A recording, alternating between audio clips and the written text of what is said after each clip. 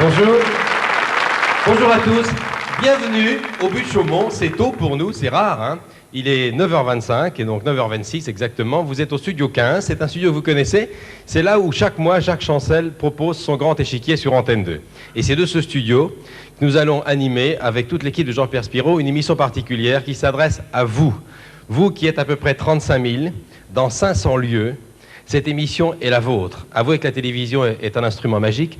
Grâce à un système de codage, c'est votre chaîne qui, pendant 2h30, va diffuser ce show qui a pour but, vous le savez mieux que moi, de vous dévoiler les lignes que nous avons déjà vues de la future star de la famille Peugeot, la 405. C'est une fête et on va la commencer avec Michel Fugain.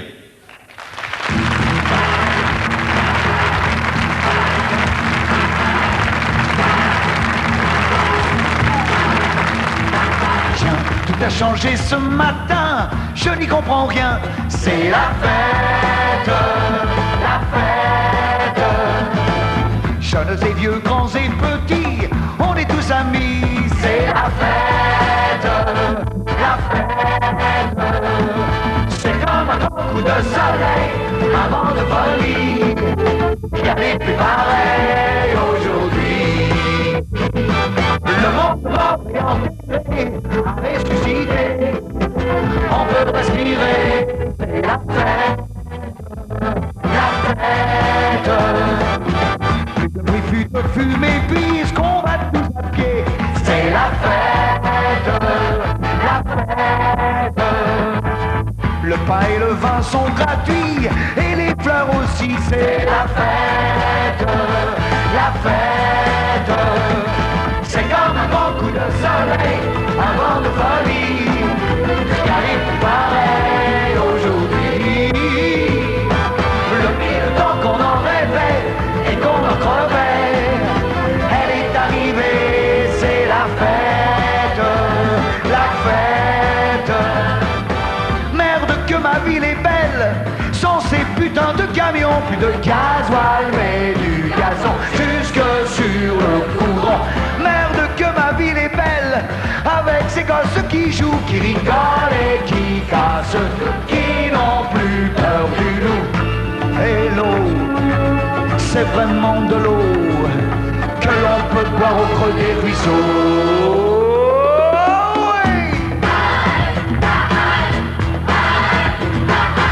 Venez danser dans la rue, je n'ai plus défendu. C'est la fête, la fête. En vérité, je vous le dis, c'est le paradis. C'est la fête, la fête. C'est comme un grand coup de soleil, un vent de folie. Il n'y avait plus pareil aujourd'hui. On a les yeux écarquillés sur la liberté, et la liberté, c'est la fête, la fête. Hey! Ha! Ha! Fête, fais la fête.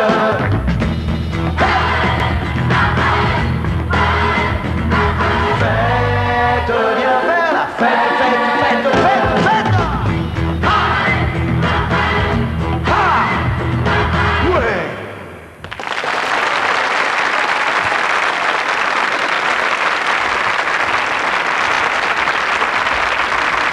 Michel Fugain. C'est la fête au but de Chaumont. C'est la fête chez Peugeot aujourd'hui. Hein.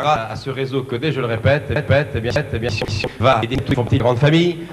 On va parler bien la 455, on va parler de ce qui attribue à ce que cette association veut. On va accueillir l'homme que vous connaissez mieux que moi chez Peugeot. On va parler de lui, le grandissime Henri Chambaud.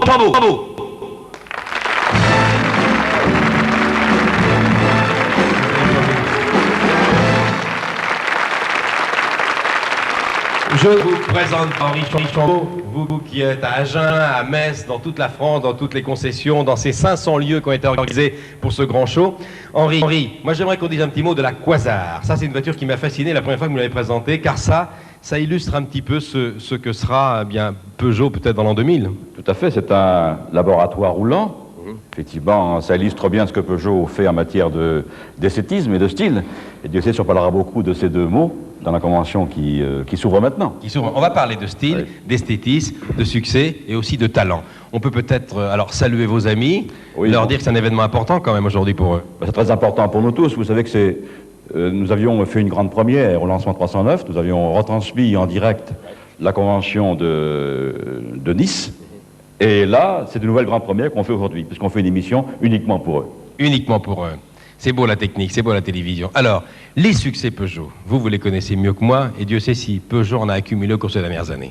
Écoutez, Succès commercial. oh oui, Peugeot se porte bien à travers le monde, mais les ventes Peugeot se portent bien en France, puisque à l'instant où on parle, on observe que 205 est la voiture en France.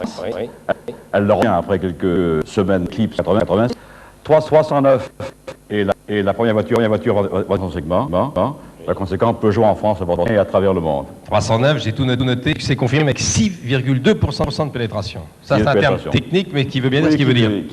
Qui résonne pour ceux qui nous écoutent. Vous êtes donc confiant pour la 405? Je suis confiant. Puis aussi, à côté d'une chose, on fait une grande fête aujourd'hui, et je suis très sensible au fait que vous acceptiez de l'animer avec nous. Vous savez que Peugeot ne s'associe qu'au meilleur, et je pense que par conséquent, vous nous portez chance. Mais je vais vous faire une confidence que vous savez, j'ai passé 10 ans de ma vie dans le sport.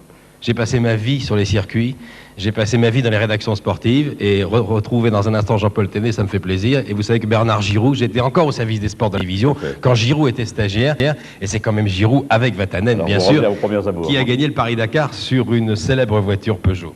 Alors, les succès de Peugeot dans ce domaine, ils sont nombreux, on peut y revenir quand même. On peut parler de l'industrialisation, du style, tout ça, la technologie. Oui, tout à fait. Peugeot est à l'avant-garde, les voitures qui nous entourent démontrent, mais tout n'est pas fini. Oui. Et il faut à chaque fois se remettre en cause devant le client qui est le seul juge. Alors c'est ce qu'on fera aujourd'hui, et nous avons 2 heures pour convaincre nos amis que nous y avons réussi. Mais nous ne manquons pas d'arguments pour les convaincre. On va retrouver Henri Chambaud à plusieurs reprises dans cette émission, et puis tous ceux qui ont travaillé pour le lancement de la voiture, les gens du marketing, les gens de la pub, et puis bien sûr avec 2 duplex tout à l'heure, si tout fonctionne bien, avec Philippe Dana et avec Jean-Pierre Chapelle à Metz et à Agen. On verra alors sur place comment ça se passe, car je sais que vous allez tous en même temps, pratiquement avec nous, dévoiler la merveille des merveilles, car c'est une merveille cette voiture, et j'insiste. Alors, on va voir les succès Peugeot en images, rappeler un petit peu tout ça, et je vais enchaîner ensuite avec Jean-Paul Thévenet et les 3 magnifiques voitures qui se sont illustrées sur toutes les routes des rallyes, sur tous les circuits fort célèbres et fort connus de ceux qui aiment le sport automobile. Alors, on se retrouve tout à l'heure, et tout de suite, les succès de Peugeot en images. Succès industriel d'abord au centre de production de Mulhouse, berceau de la 205. La mise en œuvre de moyens industriels nouveaux, robots et automates, a permis d'atteindre le double objectif, productivité et qualité. Le centre de Poissy, de son côté, grâce à l'apport de moyens polyvalents et flexibles, peut accueillir différentes productions simultanées à des coûts de fabrication optimaux. Aujourd'hui, avec la 405, le centre de production de Sochaux entame une restructuration industrielle complète. Automobile Peugeot veut en faire centre de pointe. Nos objectifs sont parfaitement clairs. Faire du centre de production de Sochaux premier centre industriel avec 2 fiabilité, Ceci pour répondre aux exigences tout à fait justifiées de nos clients. Dans l'immédiat, notre objectif, 1405 jours dès la fin de l'année.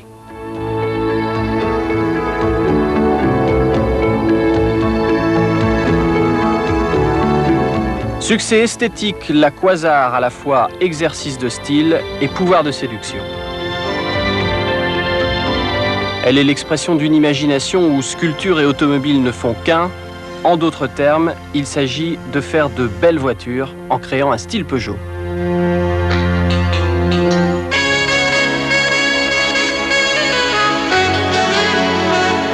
Succès technique avec Proxima, Automobile Peugeot montre son savoir-faire et sa maîtrise technologique. Le concept Proxima allie sécurité et modernité. Elle offre toutes les caractéristiques et services qu'un conducteur peut exiger. Peugeot a voulu donner forme dès aujourd'hui à la voiture de demain.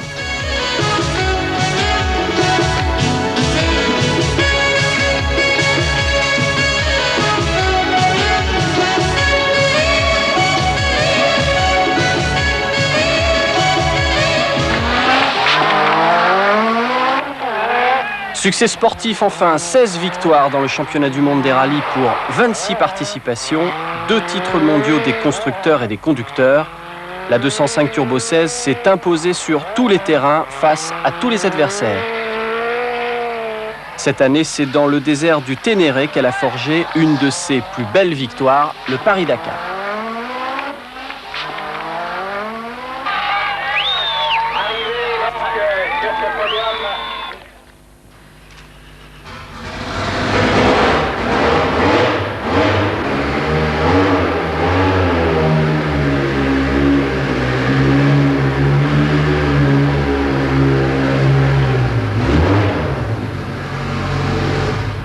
Et oui, c'est dans le désert du Ténéré que Peugeot a forgé cette première victoire dans ce grand rallye Paris-Dakar. Cette voiture, Vatanen Giroud, et à la place de Giroud, le navigateur ce matin, c'est notre confrère Jean-Paul Thévenet, d'Europe 1 entre autres, qui connaît bien le sport automobile. Bonjour Jean-Paul, vous allez bien? Bonjour Michel. On va aller devant ce monstre. C'est la première fois que vous asseyez dans cette voiture? Non, quand même. Non, pas la toute première fois, mais je la découvre chaque fois. J'ai beaucoup d'admiration pour Giroud et pour sa souplesse notamment. Alors, Jean-Paul Thévenet, c'est vrai que les victoires de Peugeot en rallye, on voit d'ailleurs devant les caméras de Jean-Pierre Spiro, les deux autres monstres, Evolution 1, champion du monde des rallyes 85, Evolution 2 avec ce volet à l'arrière. Ça, c'était les premières grandes victoires de Peugeot. Et puis le Paris-Dakar, et c'était pas joué. On peut dire que ces victoires dans ces rallyes très importants ont impressionné le client, en gros. Ils l'ont impressionné dans la mesure où on donnait toute la bande à Jean Todt, un peu comme des joueurs de poker. C'était pile ou face, mais ils nous ont tellement habitués à gagner que on les a suivis, je dirais à la fin, presque sans grande surprise. Moi, ce qui m'a le plus ému, c'est que toutes ces victoires, finalement, n'aient été que le détonateur d'un véritable feu d'artifice de succès. On parlait de succès. Notre ami Henri Chambaud l'a dit il y a quelques instants, la 205 qui bat tous les records de vente, le Peugeot qui dans le même temps fait de Poissy une usine entièrement nouvelle, Sochaux, véritable engin de fabrication des temps 2000. On allait à Belchamp souvent d'ailleurs, ce matin. Une piste magnifique à Belchamp. Succès également dans le domaine de l'image technologique. Nous avons vu Quasar, qui est la petite sœur de Proxima, qui a été la voiture la plus photographiée du salon. Et puis succès dans la communication. On parle, on répond aux journalistes. On est heureux de faire savoir ce qu'on fait, on le fait bien. Et ça, c'est très important. Quelle autre réflexion vous inspire les succès Peugeot? Il faut aller encore plus loin. Oui, je ne voudrais surtout pas être nostalgique et commencer à parler comme les anciens combattants en disant l'année dernière, il y a 2 ans, j'ai regardé la 405, mon Dieu, quelle fantastique base pour prolonger cette belle aventure. Tout est là pour que ça dure, tout au moins, je le souhaite à toute cette équipe de Peugeot Talbot Sport assez extraordinaire, on ne leur dira jamais assez. Et à la fin de cette émission, nous dévoilerons ensemble une autre 405 qui préfigure peut-être l'avenir de Peugeot Talbot Sport en compétition. Elle est très belle, elle est fantastique, elle a le mérite d'exister, elle roule, elle est parfaitement capable demain de s'imposer face aux voitures les plus dangereuses. Mais je crois, Michel, qu'il faut beaucoup insister sur le fait que finalement, vous le savez, vous l'avez dit, le reportage sportif, ça a été longtemps et ça reste, je dirais, votre occupation favorite. Ma passion. Ce qu'a fait Jean Todt et toute son équipe, ce qu'a fait Peugeot Talbot Sport, ou les dirigeants qui ont pris ce pari, c'est ce qui se passe dans d'autres domaines. On le sait, en France, on suit attentivement Alain Prost, vous l'avez vu, un turbo ça casse, un mécanicien qui perd un peu de temps ou qui veut trop en gagner, c'est peu de choses. Et la victoire d'un champion, finalement, d'une voiture, elle est entre les mains de toute une équipe au niveau du plus petit détail. Et je crois qu'on ne leur dira jamais assez. Tous ceux qui nous regardent ce matin, eh bien, ce sont les stands. Ce sont eux, surtout et d'abord, je crois, qui feront la victoire de la 405. C'est tout au moins ce que je lui souhaite. Dernier mot, vous avez sans doute regardé le Grand Prix de Monaco dimanche, TF1, qui a été malheureusement perdu, si j'ose dire, par Prost.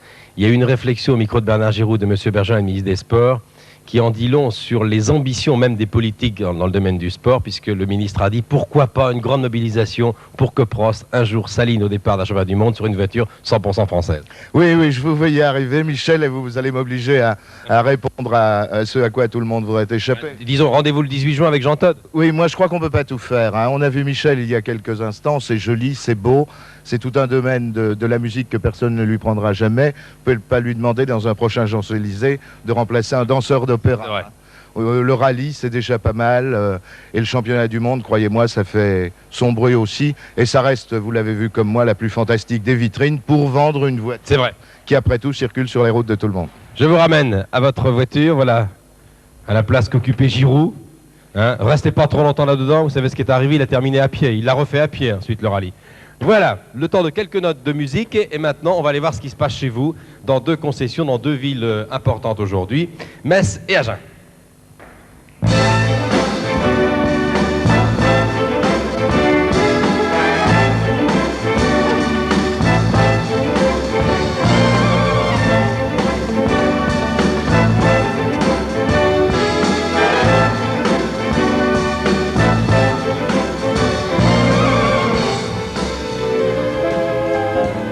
Voilà, je vous retrouve, cher Henri Chambaud. Alors, c'est important ce matin, car nous ne sommes pas seulement ici entre nous au but de Chaumont, où nous allons dévoiler la merveille des merveilles dans un instant, la collection 405, on va en montrer 4, car vous avez fait fort. Hein, la gamme, elle est très large pour ce nouveau modèle. On va aller maintenant en province, car c'est là que ça se passe ce matin, et c'est surtout là.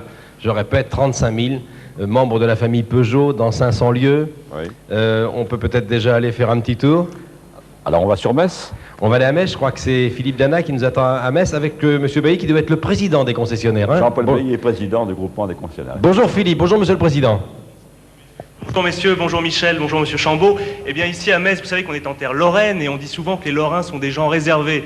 Vous êtes un amateur de foot, Michel, vous savez qu'il y a 3 ans, lorsque Metz a gagné la Coupe de France, il y avait eu une belle euphorie tout à fait latine. Avec Carmelo Micic. Voilà, alors eh bien ici à Metz ce matin, c'est un peu pareil, il y a une belle euphorie, il y a une belle attente, on attend vraiment que cette bâche tombe et qu'on découvre la 405. Est-ce que ça va Metz ?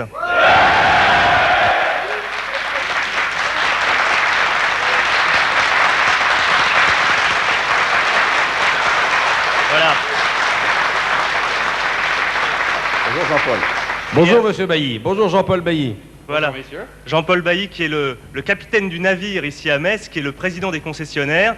Est-ce que ça va Jean-Paul ? Ça va très bien, je crois qu'il serait difficile qu'il en soit autrement aujourd'hui avec une telle fête et un tel produit. Je voudrais profiter de l'occasion qui m'est donnée pour saluer tous mes amis concessionnaires, leur dire combien je suis content qu'ils soient retournés après cette brillante journée de mercredi dernier, qu'ils soient retournés parmi leurs équipes, au milieu de leurs forces de vente et d'après-vente et de leurs agents. Et je crois que c'est un moment très fort et nous sommes tous très émus.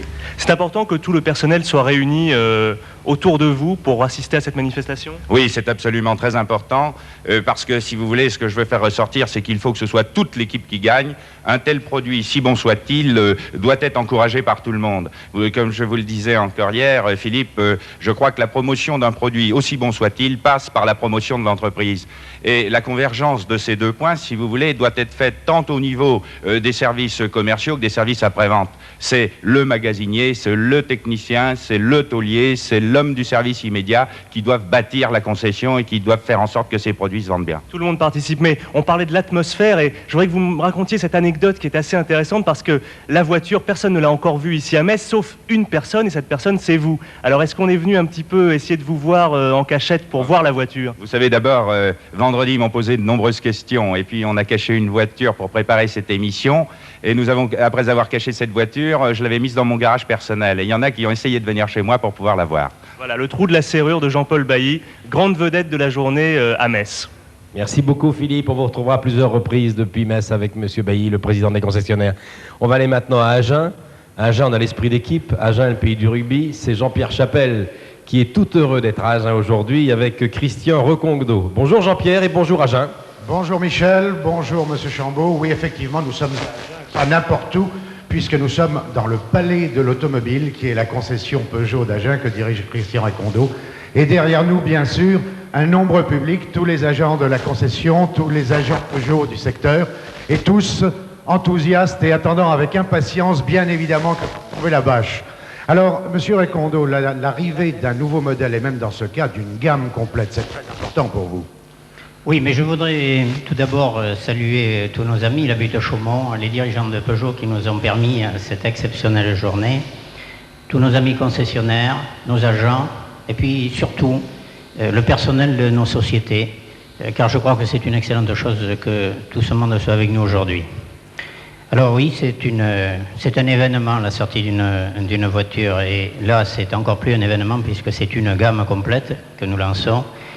Et cette gamme se situe dans un créneau où je pense que nous allons avoir un succès important et gagner les points de pénétration sur la concurrence qui nous feront beaucoup de bien. Vous en avez déjà vendu ? On en a déjà vendu. Bien, alors vous voyez que ça démarre bien. Alors à vous, Michel. Merci beaucoup, Jean-Pierre. À tout à l'heure. C'est vrai que c'était émouvant pour vous. Moi, je connaissais bien le monde de l'automobile. Je découvre, grâce à vous, Henri Chambaud, et grâce à la direction de Peugeot depuis quelques semaines, les coulisses d'une opération pareille. Et c'est vrai que c'est aussi émouvant que de lancer une émission de télévision pour nous, vous savez. Tout à fait, ça dure longtemps et on se remet en cause. Et je crois que là, les gens sont prêts de gagner. J'écoute avec plaisir les Lorrains, les Agenais, je leur fais confiance. Et merci d'avoir ce punch ce matin, Jean-Paul. Voilà, et Roger Coudert aurait dit, allez les petits. Et Christian aussi. C'est pas par hasard si je parle de Coudert, car on va voir la similitude qu'il y a entre l'esprit d'équipe et le corps, l'esprit de corps qu'il faut avoir pour gagner un match et pour gagner la victoire quand on lance un nouveau modèle. Alors, j'ai parlé d'émissions de télévision, vous avez vu Michel Fugain. On a voulu également que ce show destiné à vos amis qui nous reçoivent, qui sont, je ne répète plus, de 35 000, soit également un show de divertissement. On va accueillir maintenant quelqu'un qui va tout à l'heure revenir à sa manière sur vos concurrents, car vous avez des concurrents dans ce segment, comme vous dites si bien. Mais tout de suite, eh bien, il va commencer avec un sketch dont il a le secret. Vous aviez un slogan qui est encore sur les vitres arrière de toutes les Peugeot, c'est un constructeur sort ses griffes. Oui. Mais voici maintenant un artiste, lui, qui sort du lit. C'est Michel Leb.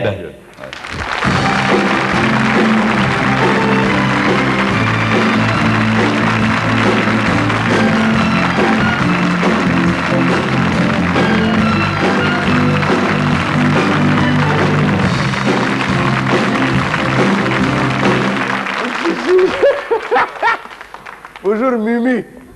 Bonjour les voitures. C'est le milieu de la nuit. Oui, mes amis, il faut que je vous raconte ce qui m'est arrivé en tant qu'Africain. Moi, je sors de 3 mois de congé à l'hôpital. Attends, tu vas te poiler là. Oui, je ne suis plus un travailleur immigré là. Je suis un travailleur amaigri. Attends.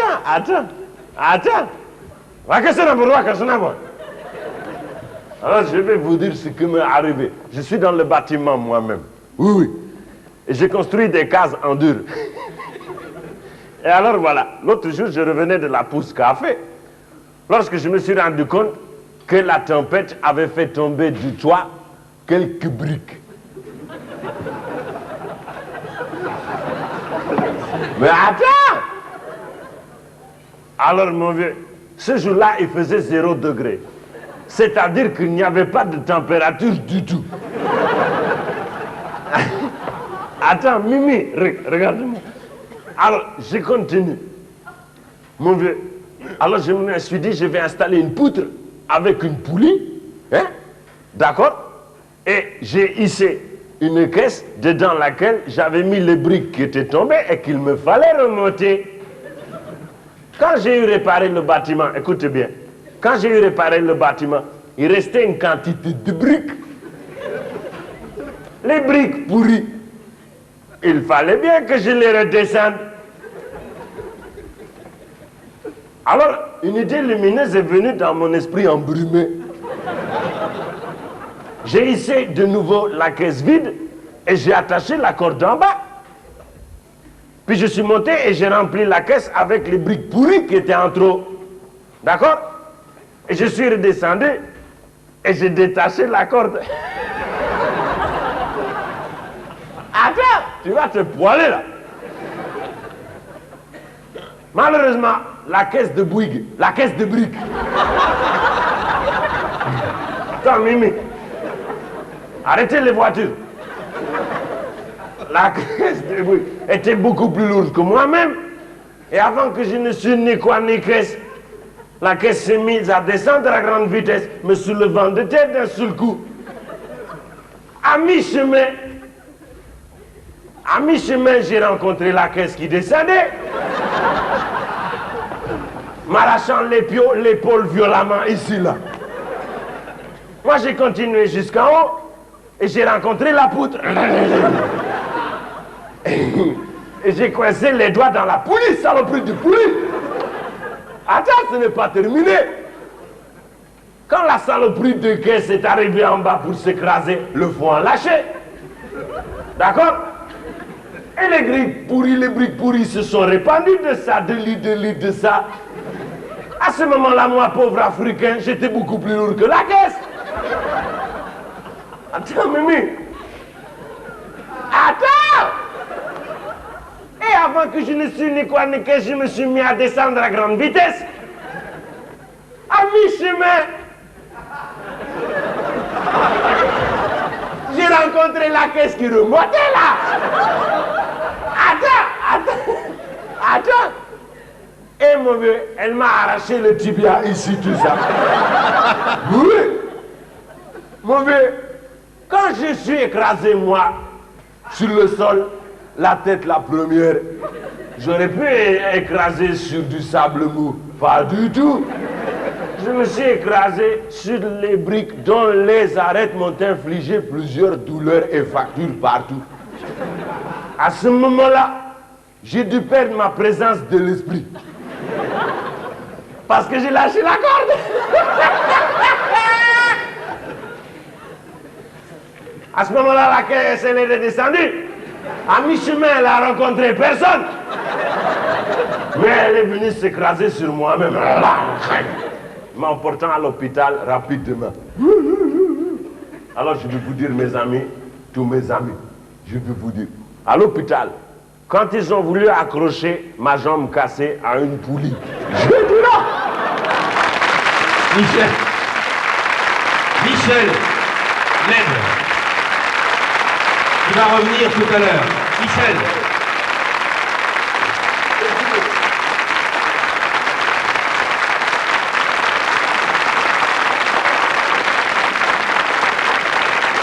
Michel Leb, qui exceptionnellement a accepté de donner un aperçu de son talent à 10h du matin, ce qui est rare. Il va maintenant donner des nouvelles de son cousin camerounais, Yannick Noah. Où en est ton cousin? Eh bien, je dois dire présentement que mon cousin s'est très bien débrouillé hier contre les petits Suédois que j'insultais sur le cours. Je lui disais et ça l'a complètement miné et il a perdu le match. Et Yannick maintenant se retrouve contre le mur Villander. Ça va être une autre paire de manches, mais je vais être de tout cœur avec mon cousin. On retrouve Michel tout à l'heure. Michel Leb. Il me fait rire, Leb. Avouez qu'à Metz, à Agen, dans toute la France, ça vous a un petit peu détendu, car je sais que votre cœur va s'accélérer, car dans quelques minutes, on va dévoiler, on va soulever cette bâche et découvrir sur le centre du plateau 15 au but de Chaumont la 405 et vous ferez la même chose au même moment. Et maintenant, on va accueillir un journaliste qui est le directeur de la formation d'Antenne 2, mon excellent confrère Élie Vanier, et qui lui va se pencher sur, bien sûr, l'avenir de cette voiture, car lorsqu'on lance une voiture, on se penche bien entendu sur le marché qui correspond à cette voiture. Alors, une nouvelle voiture s'inscrit dans une part de marché, il vaut mieux connaître et savoir où elle va se situer. Et c'est Élie Vanier que je vous demande d'applaudir, qui va nous le dire. Alors, Élie.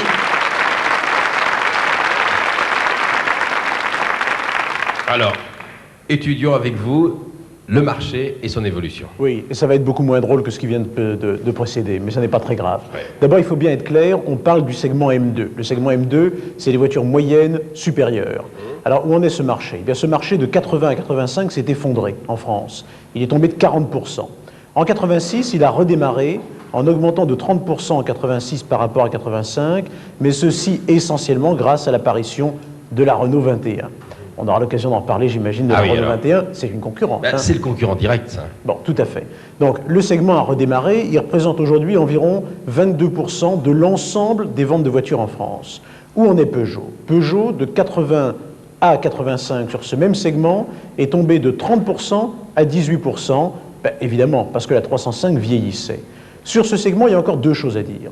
D'abord, majoritairement aujourd'hui, les gens veulent des voitures puissantes, entre 1650 et 1950 cm3. Et en même temps, ils veulent des voitures économiques, essentiellement fiscalement, c'est-à-dire que 84% des voitures de ce segment ont aujourd'hui 7 chevaux fiscaux ou moins. Alors, quelles sont les voitures leaders en France? Les voitures leaders, on les connaît. C'est la Renault 21, on en disait un mot il y a un instant, 34% du marché. Ensuite, on trouve la BX qui se tient très bien avec 29%. Et en troisième position, et ça c'est une bonne surprise, avec 8%, on trouve la 305 qui, 10 ans après son apparition, tient encore cette position. Et puis derrière, on a 3 étrangères. Il y a l'Audi, non? Non, elle vient nettement plus loin. Derrière, on trouve la Sierra, la Ford Sierra avec 7%. En effet, l'Audi 80 avec 4%, et enfin l'Ascona avec 3%. Alors, la clientèle a ses envies, elle a ses choix. Comment on peut définir ces choix? Comment se définissent ces choix? Il y a 3 grands critères qui sont vraiment très importants pour la clientèle, pour cette catégorie-là. D'abord, la robustesse. Ensuite, l'esthétique, la classe. Et enfin, l'originalité. C'est-à-dire que c'est vraiment après ces 3 éléments qu'éventuellement a lieu le coup de cœur qui va déterminer l'achat.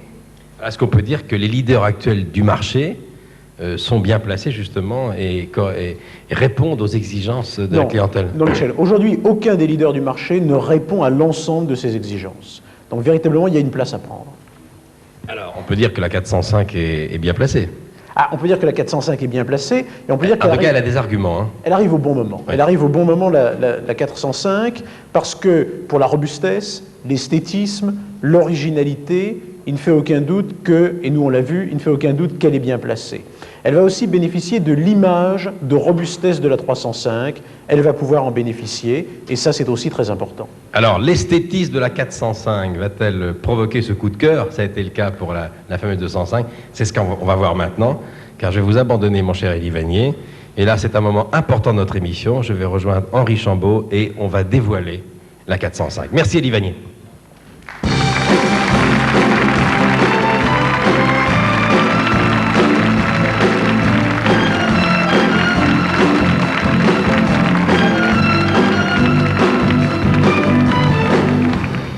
Alors là, mon cher Henri, c'est un moment important. C'est un moment important de votre vie. Vous avez souvent fait ça dans votre vie? Plusieurs modèles?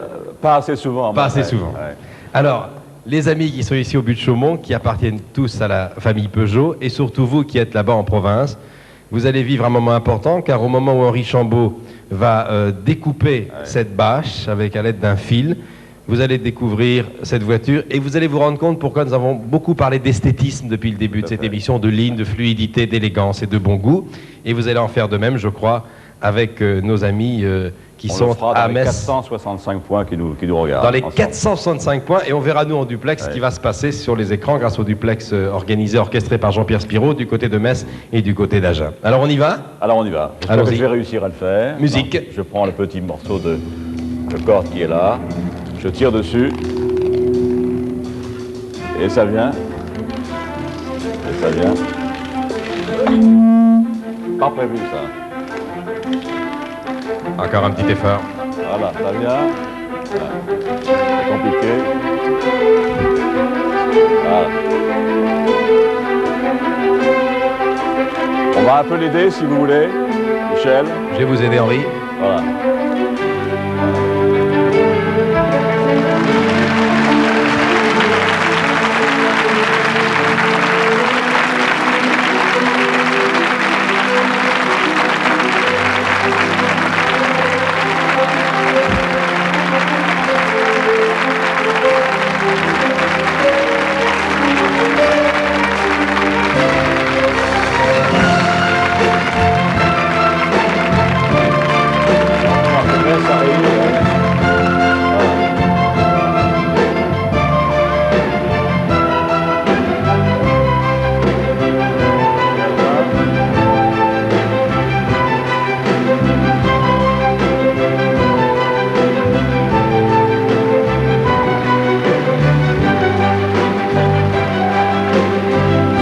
Voilà.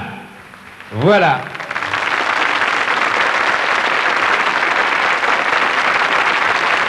Nous sommes 35 000 avant le coup de cœur. 35 000 avant le coup de cœur, plus toute l'équipe ici autour de vous. Et pour reprendre un titre d'une chanson et d'un film célèbre, Star is Born, je crois qu'une étoile est née. Et on va aller tout de suite voir les premières réactions, d'abord du côté de Metz, ensuite Agen. Alors à Metz, les réactions. Écoutez, à Metz, c'était une vraie atmosphère d'attente pendant toutes ces minutes. On a bien sûr regardé avec beaucoup d'attention tout ce qui a précédé, mais maintenant, il y a une vraie joie. Tout le monde a l'air très, très, très content. Et tout le monde a très longuement applaudi la 405. Jean-Paul Bailly, la première réaction peut-être pour vous? Oh, elle est fantastique, elle est globalement belle. Alors, vous allez m'accompagner pour me présenter un peu les gens qui travaillent avec vous. Ici, il y a Yves Schlag, qui travaille au magasin. Magasin, oui. Alors, votre réaction? Je suis réellement émerveillé. C'est une très très belle voiture et il me tarde de l'essayer. Elle est formidable. À vos côtés, il y a Monsieur Varette, la voiture est formidable, elle est belle, elle est pleine d'enthousiasme. Qu'est-ce que vous faites avec? Qu'est-ce que vous faites ici? technicien à l'après-vente. Alors il y a aussi de très jolies filles à Metz. Il y a Patricia qui a dévoilé la voiture, qui a tiré sur le fil et qui est celle qui est l'intermédiaire entre le client et la voiture, puisqu'elle donne les voitures au client, c'est ça, hein? Oui, c'est ça. Hein. Alors votre réaction, parce que vous allez bientôt conduire la voiture. Oui. C'est le coup de foudre. Hein. Elle est magnifique, la voiture. Je la trouve géniale, c'est vrai. Elle le remet. Et puis derrière, on peut peut-être interroger un vendeur. Un vendeur. 25 ans de maison. Bernard Carrette. C'est pas de plus. Bernard Carrère, il fait du football, il ne joue pas au rugby. Ce que je peux dire en 2 mots, c'est que c'est une voiture élégante, raffinée, qui globalement, comme disait M. Bailly tout à l'heure, est très mignonne. Et je peux simplement dire que la concurrence doit s'accrocher parce qu'elle va faire mal. Et vous allez la vendre? Je ne sais pas si je vais la vendre ou on va nous l'acheter, mais c'est une voiture qui va faire du mal. Voilà quelques réactions de Metz, Michel. Merci beaucoup, Philippe. Voilà, vous avez remarqué que la jeune et charmante hôtesse, on lui a dit c'est elle qui donne la voiture au client. Je suppose qu'elle lui vend, hein. Elle lui remet les clés, quoi. Ah oui. Oui, d'accord. Alors on va aller à Agen maintenant. Jean-Pierre Chapelle. Oui, Michel, eh bien ici aussi, il y a eu l'émotion avant l'enlèvement de la bâche et puis des applaudissements très nombreux, d'autant plus que nous sommes très gâtés, puisque nous avons ici la MI16, le haut de gamme de la 405, c'est-à-dire probablement la plus belle. Ça, c'est une bombe, ça. Hein. Oui, c'est une bombe, absolument. Je crois qu'elle dépasse les 200 km à l'heure. Je vais l'essayer à partir de... 220, même plus. 220. Je vais l'essayer à partir de demain. Je vous dirai ça rapidement dans le journal. Et je vais donc demander à quelques personnes qui se trouvaient ici ce qu'ils en pensent, car bien évidemment, ça les intéresse aussi. Monsieur, par exemple. Bien, le succès est unanime à Agen. La voiture est magnifique, on vient de la découvrir. Et je pense qu'elle aura le succès qu'elle méritait. Effectivement, je pense qu'elle le mérite. On va demander aussi à une charmante demoiselle d'ici. Vous travaillez d'ailleurs dans cette concession, mademoiselle. Qu'est-ce que vous faites? Je suis hôtesse d'accueil vendeuse. Et qu'est-ce que vous pensez de la 405? Eh bien que c'est une superbe mannequin avec une très jolie robe. Et puis, je crois aussi qu'on peut l'accueillir comme une reine au palais de l'automobile. Et je crois qu'elle va très vite devenir mascotte de toute l'équipe de vente. Eh bien, je crois que M. Recondo n'a plus qu'à vous augmenter. Merci, Jean-Pierre. Merci, Michel, à vous. À tout à l'heure. Elles sont charmantes, vos hôtesses, en province. Charmantes.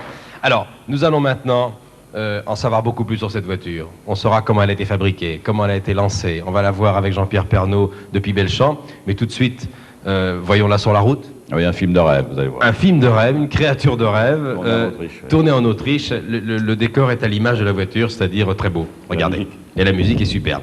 Voici donc une voiture sur les routes autrichiennes. Et c'est un beau rêve qui devient réalité pour le ravissant mannequin qui est à l'avant.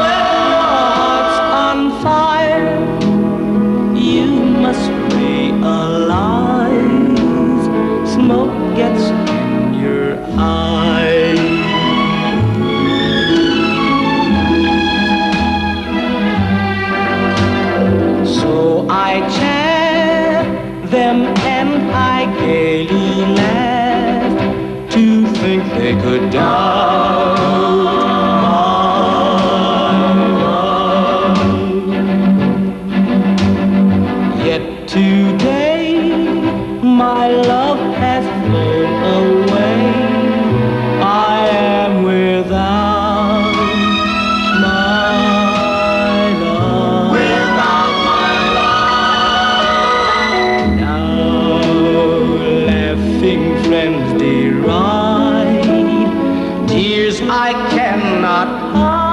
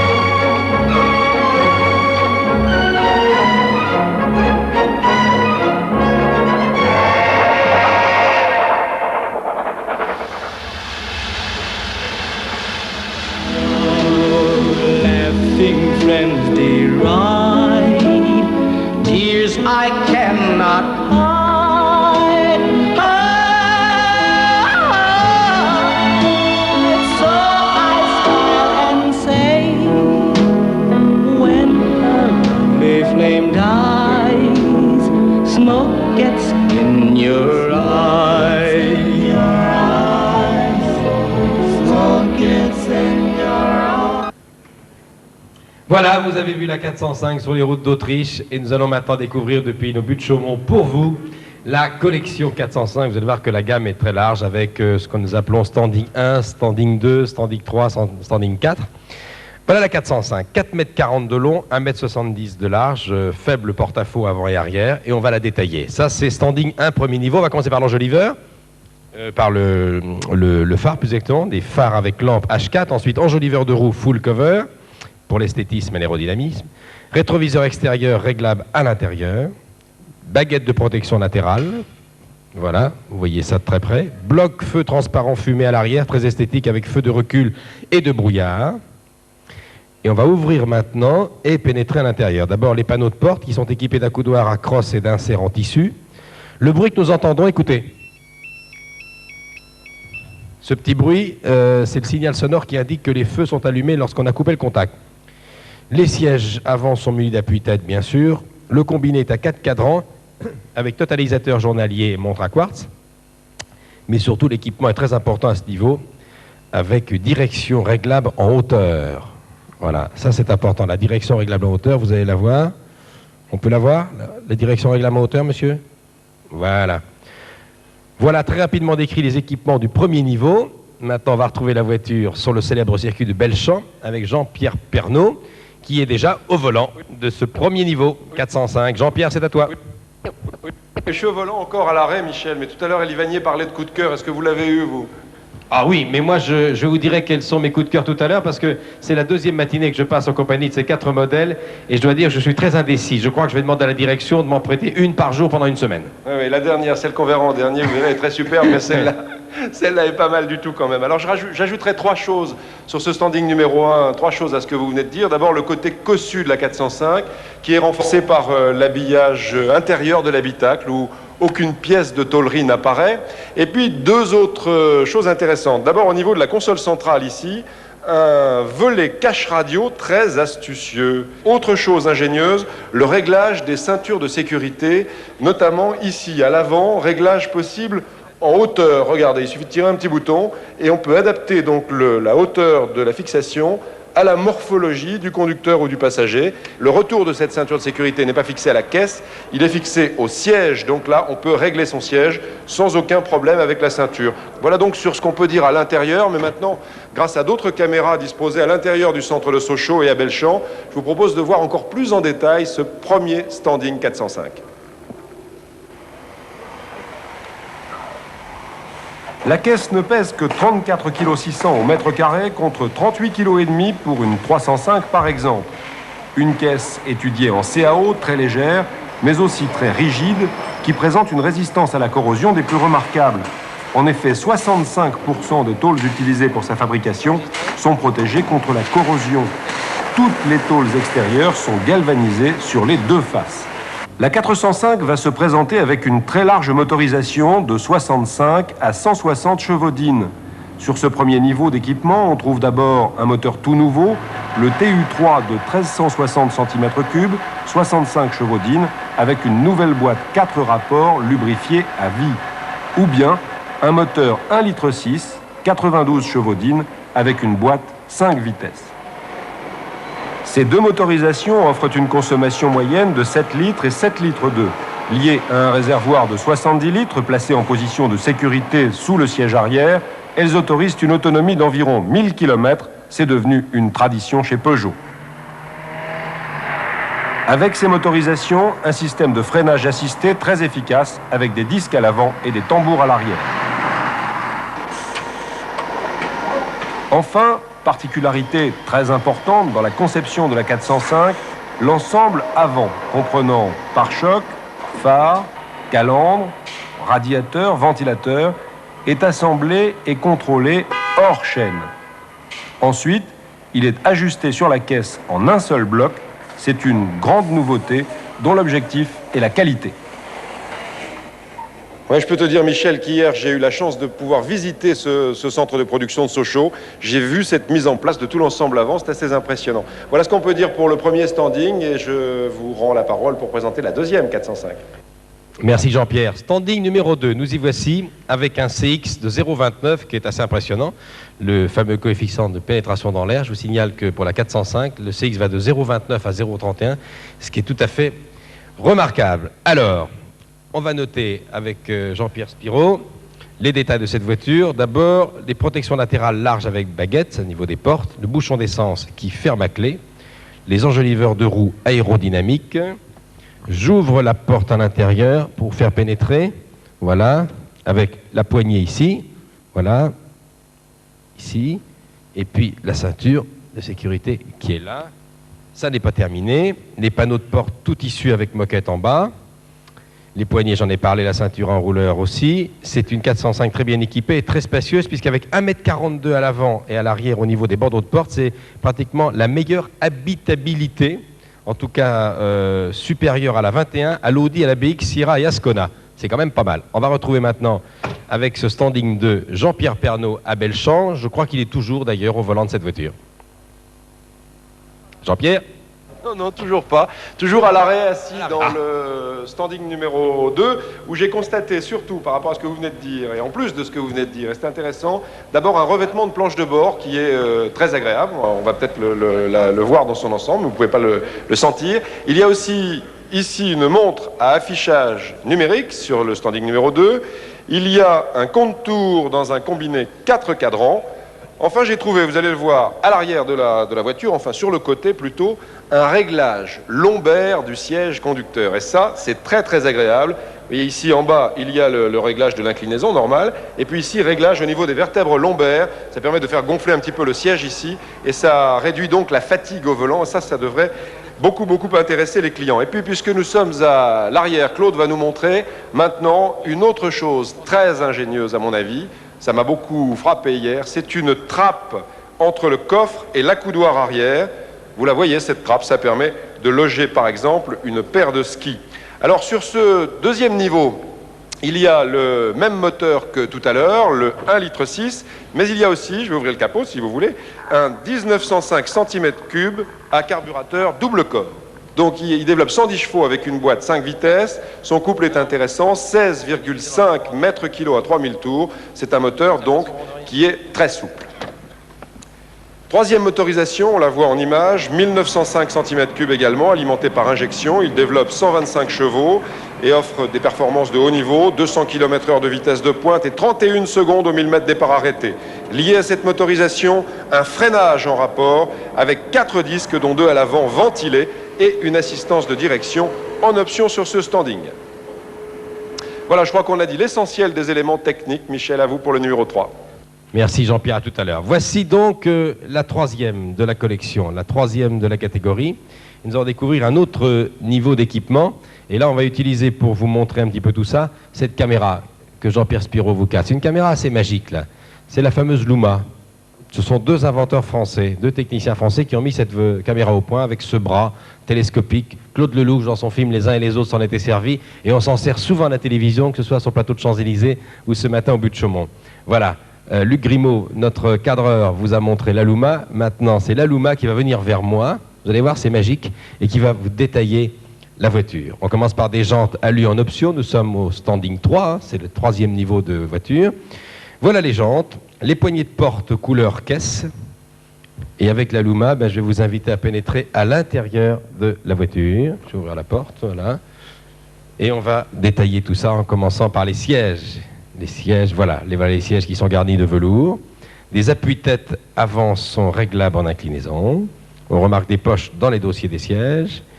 Et bien sûr, ça va de soi, un cendrier à l'arrière avec allume-cigare. Voilà, la planche de bord maintenant. Avec, vous allez le voir, un combiné 5 cadrans à rhéostat. Notez que l'éclairage des combinés des 405 se fait par transparence. Console habillée de moquette, boîte à gants qui ferme à clé. Vous voyez que tout ça est très beau, très esthétique. Et on va retourner à Belchamp, du côté de Sochaux, retrouver Jean-Pierre Pernaut, qui a peut-être quelque chose à ajouter, Jean-Pierre ? Jean-Pierre ? Oui, j'ajoute deux choses, Michel. D'abord, le réglage de l'assise du siège en inclinaison, beau siège en velours, que vous venez de le dire, il peut se régler en inclinaison grâce à une petite manette. Et ça, c'est donc sur le standing numéro 3. À ajouter également le pré-équipement radio qui est très sophistiqué avec des branchements pour 4 haut-parleurs et 2 tweeters. Et puis, comme je suis à l'intérieur, là, j'ai les clés de contact. Eh bien, ça, c'est quelque chose que vous attendiez beaucoup, j'en suis certain. Il y a un petit système qui permet, dorénavant, de ne plus avoir à remettre le contact pour fermer les vitres ou le toit ouvrant. Alors, on va d'abord commencer par fermer le toit ouvrant sans avoir mis le contact. Voilà, il se ferme, il y a une petite alimentation temporaire. Et puis, même chose, donc, pour les vitres qu'on peut fermer sans avoir à remettre l'alimentation. Voilà, bon, il y a aussi une fermeture centralisée des portières avec ce petit système électromagnétique, c'est bien pratique. À l'instant, je vous parlais du prééquipement radio. On va continuer sur ce thème avec le niveau 3 et avec d'autres caméras. Avec de telles possibilités au niveau de son équipement radio, la 405 se devait d'être très silencieuse. Des études poussées dans ce domaine ont donné des résultats très performants. Elles ont été conduites dans ces formidables installations, la chambre sourde du centre d'études de Belchamp, où sont solutionnés tous les problèmes acoustiques. Quelques particularités de cette insonorisation. Isolation du tablier avant, en particulier en ce qui concerne le passage des gaines et câbles, l'extracteur d'air placé sous la lunette arrière qui évite les remontées de bruit, étude par laser des flux d'air du climatiseur permettant de réduire ainsi tous les bruits de climatisation. Ce niveau de standing reçoit les 3 motorisations, 1,6 litre, 1,9 litre à carburateur et 1,9 litre à injection. Mais le top au niveau des moteurs, c'est le XU9J4 de 1905 cm3, 16 soupapes, 2 arbres à cam en tête, développant 160 chevaux. Il est équipé d'une boîte spécifique, cela donne une vitesse de pointe de 220 km/h et un 1000 mètres départ arrêté en 29 secondes 5.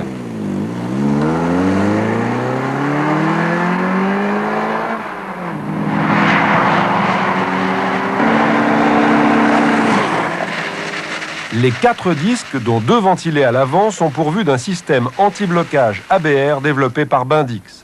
Voilà, avec le moteur 16 soupapes qu'on a vu, j'ajoute qu'un témoin de planche de bord indique tout incident sur le système ABR. C'est une sécurité supplémentaire et vous avez remarqué qu'avec le moteur 16 soupapes, on était passé au 4e niveau. Ce moteur, le voilà, et je vous laisse, Michel, le soin de nous montrer l'habillage de ce standing 4.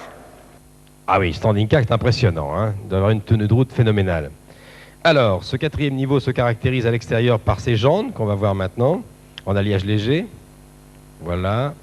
Il y avait d'abord à l'avant un... Il avait raison Jean-Pierre Spiron. On va commencer par le spoiler avec phare anti-brouillard incorporé. Ensuite, les jantes en alliage léger. Les moulures de bas de caisse avec élargisseur d'aile. Vous les voyez. Et alors à l'arrière, vous voyez sur la caméra portable, un aileron sur capot de coffre et un déflecteur de jupe arrière. On ouvre la porte maintenant et on découvre un volant 3 branches gainé de cuir. Combiné 5 cadrans avec thermomètre, niveau d'huile et témoin ABR. ABR, c'est le fameux système anti-blocage des roues.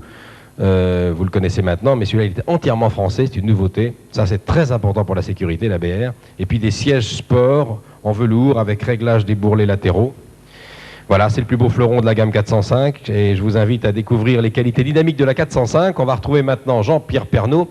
Cette fois, il est au volant. Il est sur le circuit. Je crois qu'il est au volant d'une voiture niveau 3. Belchamp.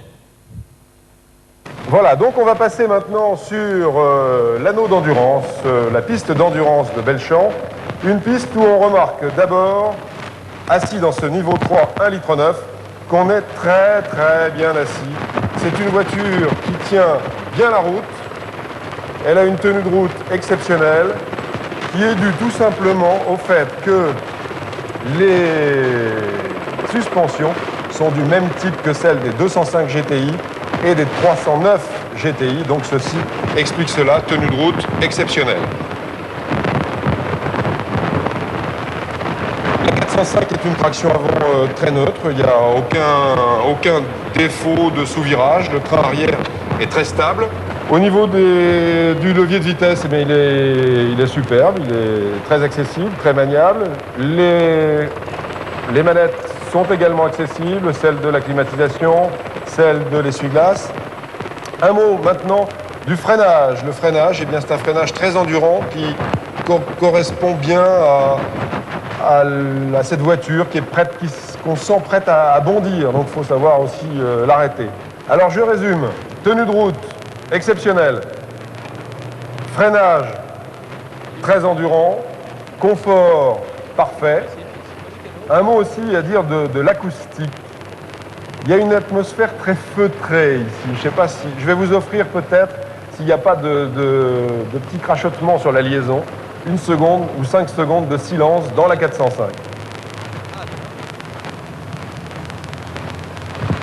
Voilà, vous ne devez pas entendre grand-chose parce que vraiment, l'atmosphère est très feutrée, qui devrait faire bien des adeptes. Et on a regroupé sur le bord du circuit toute la famille 405 pour que nous puissions détailler toutes les versions de la gamme. On va y aller tout de suite.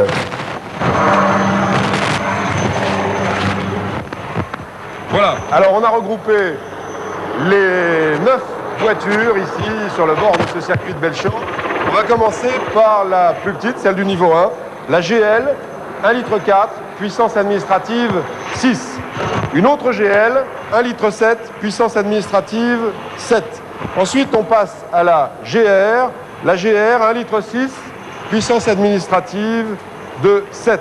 Une autre GR avec un plus gros moteur, 1,9 litre à carburateur, puissance administrative 7 ou 9. Il y a 2 possibilités donc, sur cette GR. Ensuite, une un petit peu plus grosse, la GRI, 1,9 litre à injection, puissance administrative 9. La SR maintenant, la première des 2 SR, il y en a 2. 1,6 litre, puissance administrative 7. Je fais un petit demi-tour pour l'autre SR, cette voiture Bordeaux.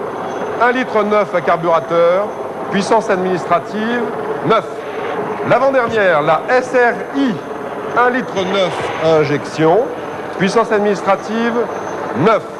Enfin, voilà, la MI16, 1,9 litre à injection, puissance administrative 10. Voilà ce qu'on a dit, on a dit à peu près l'essentiel. Je ne reste plus qu'à conclure, Michel, je crois.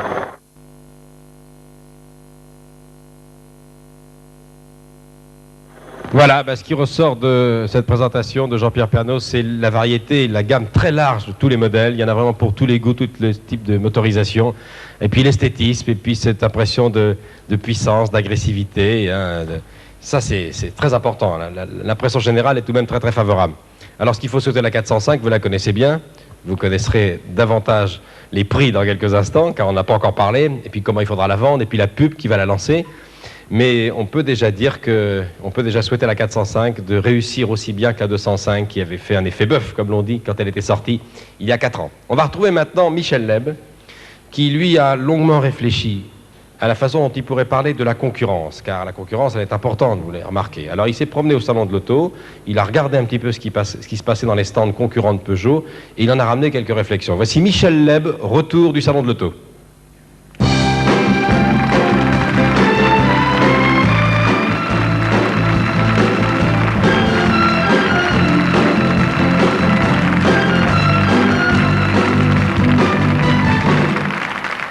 Bonjour. J'ai même pas eu le temps de te saluer, Michel. Ça va, Michel? Ça va bien? Très bien. Alors, tu vas ponctuer? Il faut que j'explique à nos amis, là, de quoi il va s'agir. Voilà, t'as tout compris. Je connais déjà, moi. J'ai remplacé, il y a quelques années, les traditionnelles ponctuations que sont le point, la virgule et les autres formes de ponctuation par des sons qui sortent de la bouche. Tu sais ça, Michel? Je sais, j'ai déjà répété beaucoup. Oui, le point, par exemple, ça ne fait... On dit plus le point, ça fait... Hein, Michel? Oui, Michel, il est pas mauvais. Ça fait des années qu'il essaye. C'est pas facile. C'est pas évident. Puis en plus, ça demande un gros effort intellectuel. Et alors là, évidemment, et il est tôt. Et la virgule? Non. Alors pas du tout, Michel. C'est quoi ça? C'est fizz. Ah oui, fizz. Voilà. Fizz. Hein, le point, ça fait... Et la virgule, ça fait fizz. Je te laisse expliquer. Alors, je vais aller justement, pour voir si vous avez bien compris. Je vais m'adresser à... Ah bah, fallait pas venir, hein. Et je vais m'adresser à certains d'entre vous, pardon, écoutez, excusez-moi. Donc, j'ai bien dit le point, ça fait... et la virgule, ça fait... Excusez-moi, mademoiselle. Je vais m'adresser au deuxième rang, parce que c'est peut-être plus facile. Pardon, monsieur, voulez voir... Je cherche un pigeon, surtout, c'est pour ça. Voulez voir la gentillesse, monsieur, de me faire un petit point. Vous n'avez rien compris du tout, hein. Rien compris.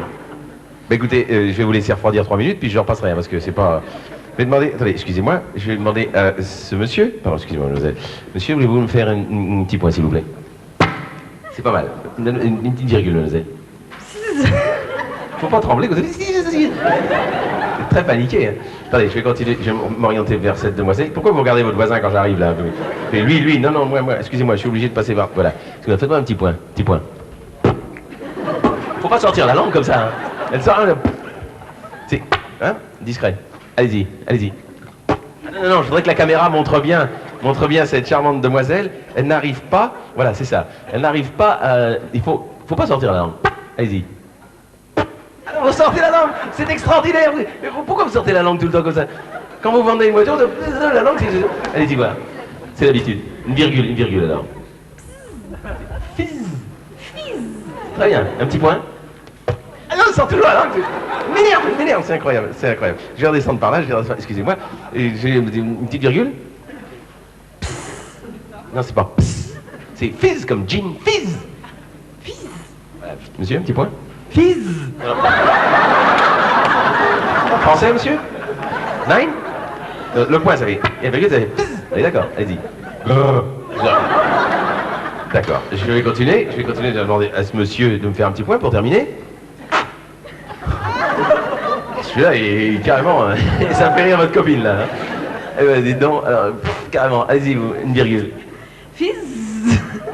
Vous en faites une tonne et demie, là. Bon, écoutez, étant donné que vous avez tout compris, je vais redescendre... D'ailleurs, je crois que vous commencez par vous applaudir, ce sera aussi bien. Applaudissez-vous, parce que c'est pas évident. Moi, ça va me permettre de rejoindre le point de départ. Mon deuxième sketch était ici, mais j'ai bien l'impression que si je me mets là, ce sera aussi bien. Bon, alors, maintenant que vous avez bien compris... On va diviser la salle là comme ça en deux parties. On va mettre à gauche les points et à droite les virgules. D'accord? Alors diviser comme ça. Alors attention, je vais entendre tous les points avec moi, on va faire un match entre les deux parties. Hein. C'est très important. C'est ça la bagarre et la concurrence. Alors attention. À gauche les points, je vous entends. Hein. 1, 2, 3.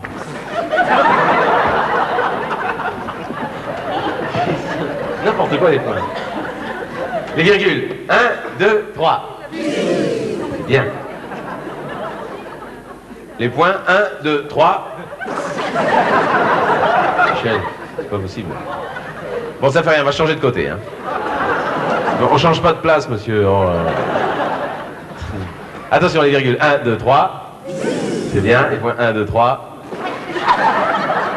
C'est pas possible. Bon, on va faire le point virgule. Alors, le point virgule, c'est pas compliqué. Il suffit de mettre le point sur la virgule. Ça fait ceci. D'accord? 1, 2, 3. C'est pas mal. Le point de suspension, c'est une série de 3 petits. Ça fait... 1, 2, 3. Dégueulasse. Surtout le matin, comme ça. Le point d'interrogation. Alors, le point d'interrogation, c'est ventripotent, c'est rondouillard, c'est sympathique à regarder. Ça fait ceci, vous voyez, ça fait ça. Allons-y. 1, 2, 3. J'espère que vous avez bien déjeuné, ça fait bizarre ici. Bon, le point d'exclamation. Alors, le point d'exclamation, c'est droit, c'est fier comme un petit banc, ça fait ça. Allez-y. 1, 2, 3. Eh ben, allez donc. Et pour terminer, les deux points, ouvrez les guillemets. La petite phrase, point, fermez les guillemets. Alors, 2 points, ça fait ceci. Ouvrez les guillemets. La petite phrase. Point, fermez les guillemets. À toute vitesse, ça fait ça. Bon, vous suivez, s'il vous plaît. Alors, 2 points. À toute vitesse, ça fait. À vous. 1, 2, 3.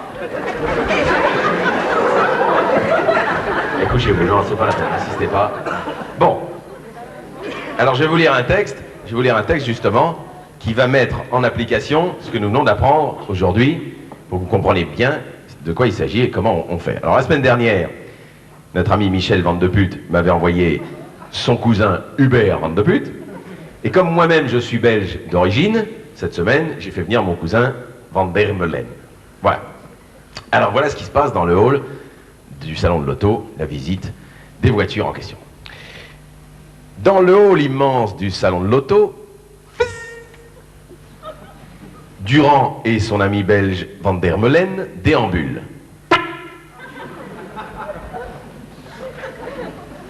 Soudain, Van der Meulen s'arrête et s'esclaffe. C'est incroyable. Avec toutes ces automobiles, on ne sait plus quoi choisir une fois. Regarde, pas mal cet Ascona. Durand. Non mais t'as vu la ligne? Elle ressemble à rien. Et mon beauf, il en a une. Le moteur, il est d'une discrétion. Van der Meulen. Ah bon? Ça c'est embêtant. Voyons celle-là. Une Sierra. Durand. T'as raison. C'est pas une voiture. C'est un camion. Elle est lourde. Remarque. Elle ira avec la tonne de frites que tu avales tous les jours. Van der Meulen. Mais qu'est-ce que tu as contre les frites? Durand. Rien. Oublie. C'est comme l'Audi 80. On ne peut rien mettre dans le coffre. Je sais plus ce que je fais, moi. Et t'as vu cette roue galette? Van der Meulen, ça ne saurait plaire à Monique, hein. Une petite R21, ça saurait lui plaire une fois. J'en suis sûr. Durand, tu plaisantes sérieusement? C'est du top.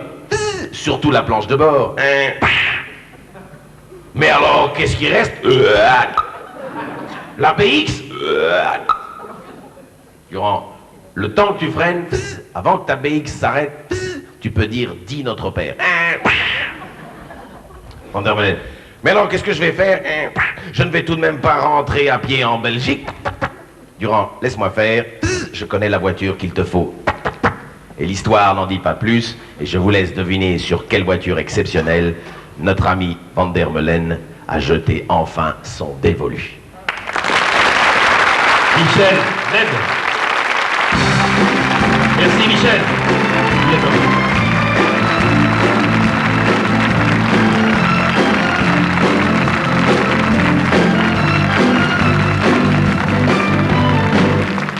Merci Michel. De retour avec Henri Chambaud. Alors, on a parlé de l'esthétisme, on connaît un peu mieux la voiture, on a parlé de toute la gamme, la motorisation, et maintenant, on va parler des prix. On va parler des prix. Alors, quels sont les prix? C'est très important. Et on va tout de suite parler des prix Peugeot 88, non? Oui, après Michel Hebb, c'est pas simple de faire cette séquence-là parce qu'elle est très sérieuse, mais enfin, on va essayer de la faire quand même. Oui, une observation préalable. Les prix que nous prenons sont ceux des 405 qui seront livrés le 1er juillet. Par conséquent, ils sont livrés en animal 88. Et nos concurrents, nous connaissons pour l'instant que leur prix 87. C'est quand il faudra faire à chaque fois la gymnastique, nous la ferons ensemble pour recoller les deux comparaisons. Alors, commençons par le premier modèle, 405 GL. Oui, devant la Renault 21, bien sûr, qui est notre concurrent principal. La Renault 21 TL est vendue à 72 900 francs et la 405 GL, allemand à 88, est vendue à l'excellent prix de 71 400 francs, un produit Spon naturellement. Bien. Ils sont spontanés, vous l'avez vu. Une petite remarque. C'est la 21 TL 87. Si on imagine une évolution de prix avec un des modèles d'environ 2%, la 21 TL passerait à 74 400 francs. Par conséquent, l'avantage prix que nous aurions par rapport au Renault serait d'environ 3 000 francs, ce modèle de base. C'est très important. La R21 TL n'est-elle pas la R21 la plus vendue? Oui, bien sûr, je vois votre observation. La 21 la plus vendue est en fait la 21 GTS, qui est vendue, elle, 80 800 francs. Et la 405 GR est vendue 1600, est vendue 83 300 francs, mais comporte des avantages que n'a pas la Renault. On les voit là, oui. Réglage de sécurité qui apparaît sur l'écran, réglage de direction, accoudoir arrière central. Et si on mouvemente les prix de la 21 87 pour en faire une 88, 2%, on verrait qu'à ce moment la 21 GTS coûterait 82 400 francs et que l'écart entre nous et elle, par conséquent, serait réduit à environ 900 francs, ce qui est très compétitif. Alors, voyons maintenant... De mon point de vue. Oui. Alors, voyons maintenant l'ensemble des prix. Alors, on voit l'ensemble des prix qui apparaissent sur cet écran. Je ne vais pas tous les reprendre. Apparaît ici le modèle de base, 71 400 dont j'ai parlé. 405 GL 1600. 405 GR 1600. 83 300 dont je viens de parler à l'instant, dans lequel je pense se feront le plus gros des ventes 405. Vous observez également que le modèle EMI 16 est à 142 000 francs. Je laisse quelques instants les vendeurs et l'échelle de vente extrêmement attentifs maintenant observer l'échelle de prix. On observe aussi que la 405 comporte un éventail de prix extrêmement large, puisqu'on va de 111 000 francs à 142 000 francs. Il y a par conséquent, chacun peut trouver chaussures à son pied dans une gamme très large de prix. Bien. Alors, la stratégie, quelle est-elle? Eh bien, d'abord, être compétitif au plan des prix, je pense qu'on l'a démontré. Ensuite, permettre une large possibilité de choix entre motorisation et équipement. Qu'un client qui souhaite une motorisation de très haut niveau ne se verra pas imposer un équipement qu'il ne souhaiterait pas. Et un client qui souhaite un équipement important et qui se contente d'une motorisation plus simple pourra également faire son choix. Par conséquent, chacun trouvera la voiture qu'il souhaite au plus juste prix. Il y a un exemple qui est assez frappant, c'est que j'ai noté 405 GR injection 97 600 et 405 SR 1,6 litre 94 000. Tout à fait. Ça illustre bien la possibilité qu'a le client de choisir ou une motorisation élevée ou un équipement important, mais aussi de choisir s'il le veut les deux. Et nous, on souhaite qu'il prenne les deux, bien sûr. Bien, on va vous retrouver tout à l'heure, Henri Chambaud. Et avant de passer à une rubrique très importante, et là on va retourner à Metz et à Agen pour ce qu'on appelle les qualités de réparabilité de la voiture et les accessoires que vous offrez à votre clientèle dès le lancement de la voiture. On va retrouver un personnage. Vous êtes déjà allé, M. Chambaud, au Crazy Horse? Oui, je connais, oui. Alors, si vous allez au Crazy Horse Saloon, vous avez remarqué qu'il y a une attraction extraordinaire, celle d'Otto Vesely, qui lui aussi vit dans un monde d'accessoires, mais il a une façon très particulière de servir de ses accessoires. Voici Otto Vesely.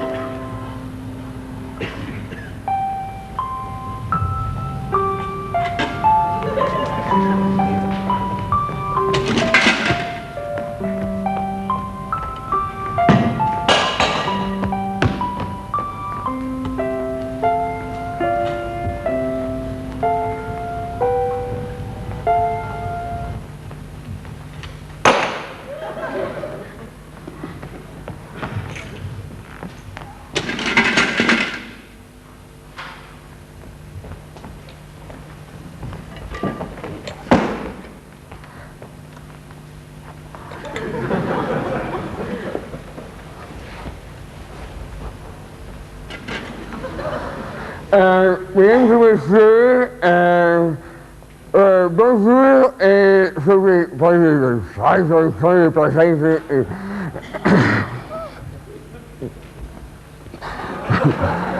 mesdames et messieurs, bonjour.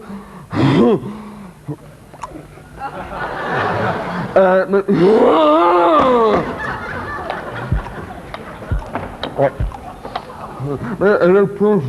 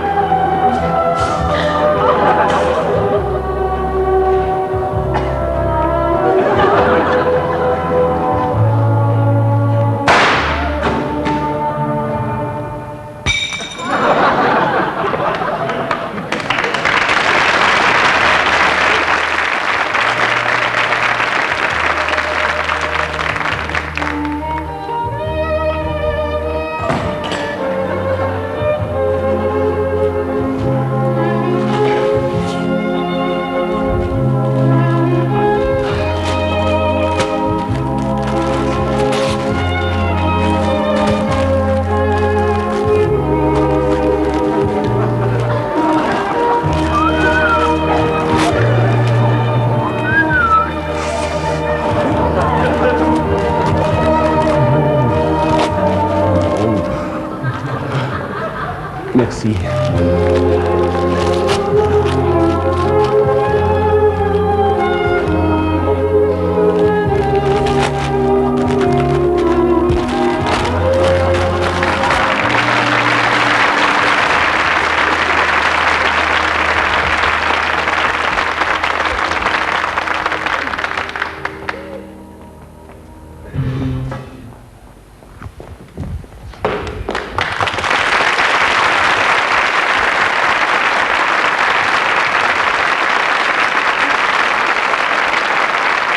Otto Wessely, qui va revenir saluer. Otto Wessely.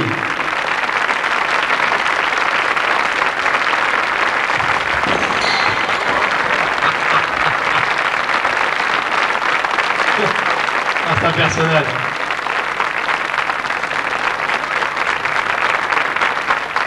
Pour enchaîner, c'est un bon enchaînement, vous parlez des accessoires, de la réparabilité. Alors on va retourner à Agen, je crois que Jean-Pierre Chapelle nous attend avec un spécialiste justement de la réparabilité, je crois que c'est M. Jean-Claude Bonin, qui est ingénieur chez Peugeot, spécialiste justement des accessoires, des services.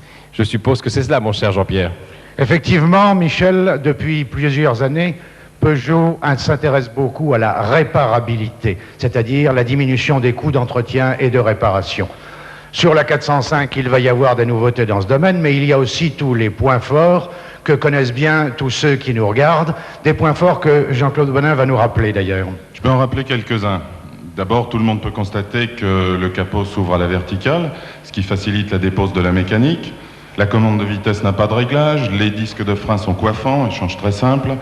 Les raccords d'échappement sont biconiques, ce qui facilite l'échange d'un élément de la ligne. Bien, mais alors sur la 405, nouvelle voiture, nouveauté dans le domaine de la réparabilité. Des nouveautés, il y en a. Le circuit de refroidissement d'abord. Le boîtier de dégazage est intégré au radiateur, ce qui simplifie notablement la tuyauterie. Et par ailleurs, il n'est plus nécessaire d'attendre le refroidissement du moteur pour purger le circuit d'eau. Le projecteur. La vitre du projecteur est maintenue par des agrafes. Elle peut se remplacer. Bien, mais sur la 405, il y a aussi beaucoup d'électronique. Alors dans ce domaine, il y a des nouveautés?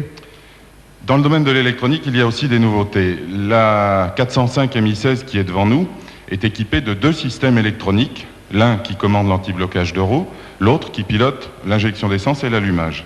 Eh bien, sur ces systèmes, Peugeot apporte 2 innovations capitales. D'abord, les stratégies de secours et ensuite l'autodiagnostic. Oh là, allons-y doucement. Alors, stratégie de secours, qu'est-ce que cela veut dire? Prenons l'exemple du système d'injection-allumage. C'est un système très évolué qui permet de gagner en puissance, souplesse, agrément de conduite, tout en optimisant la consommation. En contrepartie, le calculateur de ce système a besoin de connaître à tout instant un grand nombre de paramètres, par exemple plusieurs valeurs de température.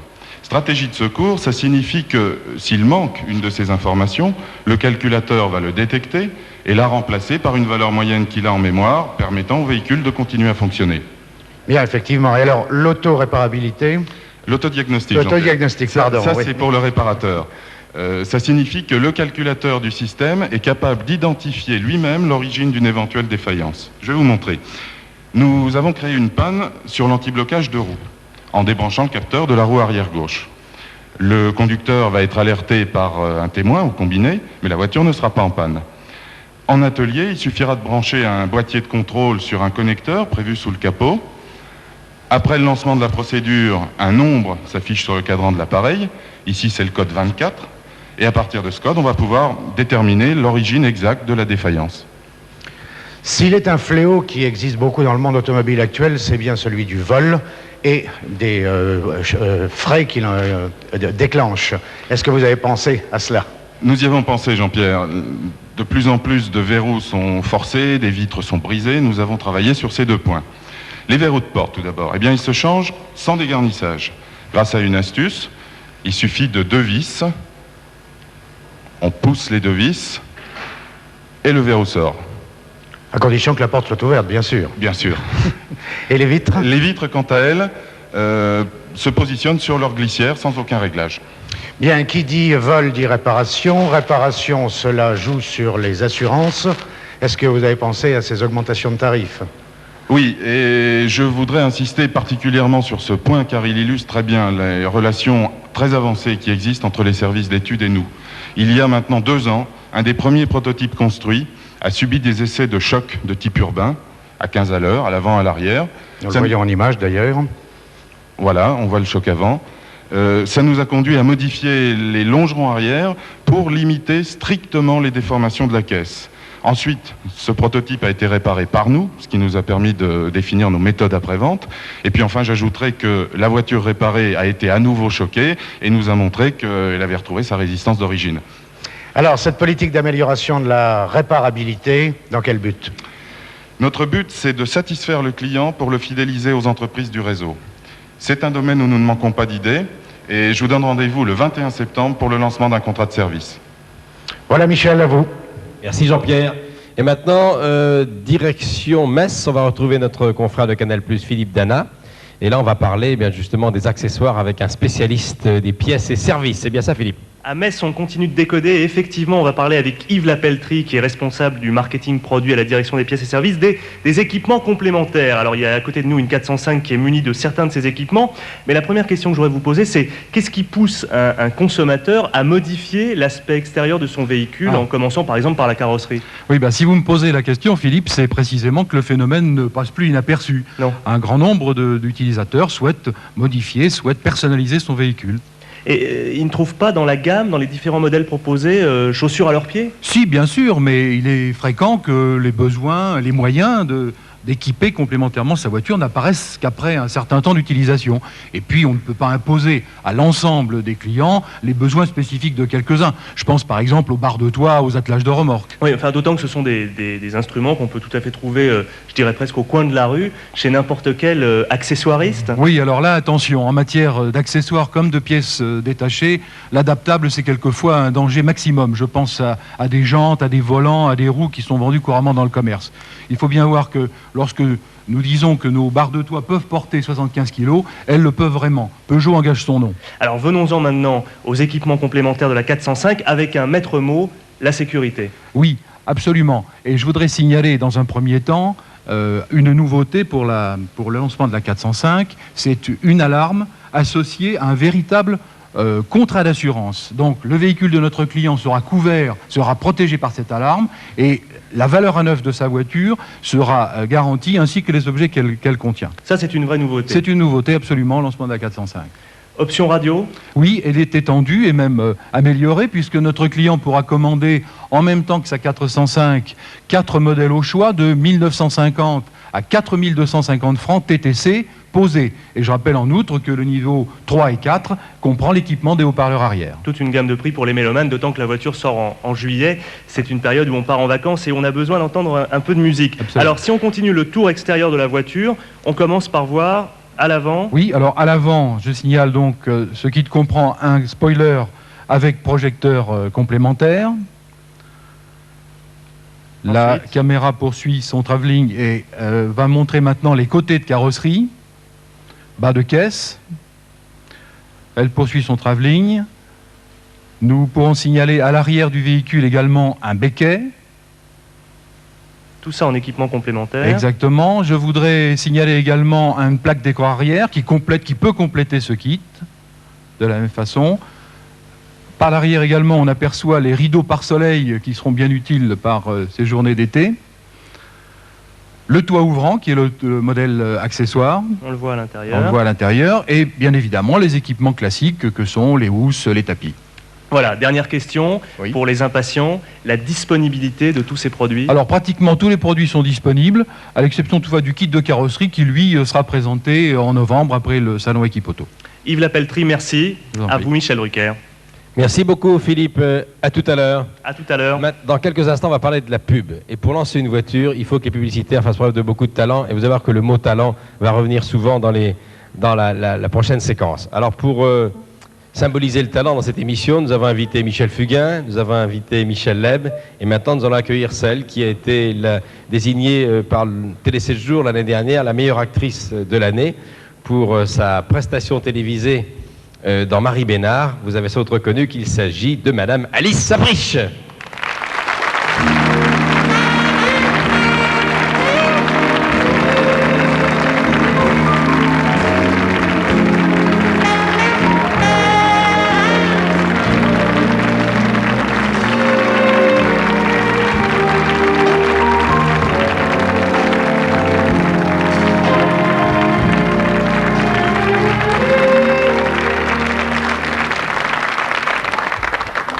C'est vrai que lorsqu'on rencontre Alice Sabriche, très vite on parle du talent, parce que pour incarner le rôle de Marie Bénard, il en fallait beaucoup.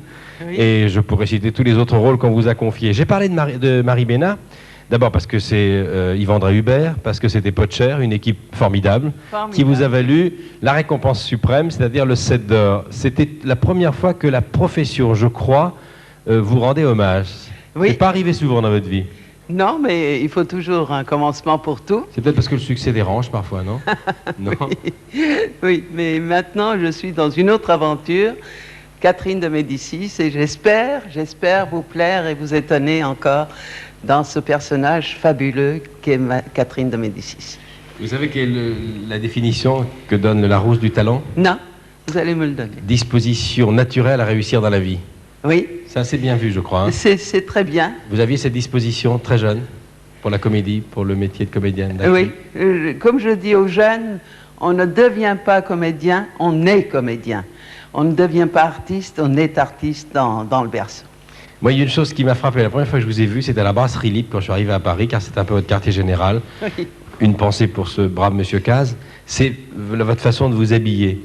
Ah, pourquoi je m'habille mal? Non, justement. C'est pas Coravane, en tout cas. Non, c'est-à-dire, oui, exactement. C'est-à-dire que c'est une façon d'habiller qui est très originale. Par exemple, ce matin, vous êtes venu avec un turban, avec une robe qui ne ressemble à aucune autre robe. C'est vous qui choisissez vous-même tout ça? Non, c'est pas Coravane, mais vous savez que, là je fais une parenthèse, c'est une robe qui est la palette du grand peintre Fautrier. Et ça a été tissé à Lyon pour moi. Dernière question. Vous voyez comme je suis mégalo. Absolument, non, vous avez raison. Je voudrais vous poser une question alors qui a un rapport avec notre propos. Quand vous voyez une voiture dans la rue, ce qui accroche votre regard, c'est ces lignes? Bon, je vais être franche, Michel. Vous ne conduisez pas? Je ne conduis pas, mais je fais un appel à tous les ingénieurs. Je voudrais, pour les années à venir, une voiture magique. C'est-à-dire que je m'installe, je mets mon gros cul devant le volant, et par mon regard, par mes ondes, je veux conduire une voiture. Je suis sûr qu'en l'an 2000, mais je ne serai peut-être pas là, il y aura des voitures qui seront comme ça, par le regard, par le magnétisme. On en a vu une au début de l'émission, la Quasar, qui se rapproche déjà à Peugeot et la pensée. Voilà, Merci, chère Alice, d'être venue. Merci. En tout cas, je vais avoir une Peugeot. Ah, et pour mon neveu. Très bien. Il conduira. Merci, c'était Alice Sapri. Merci à vous. Merci, Alice.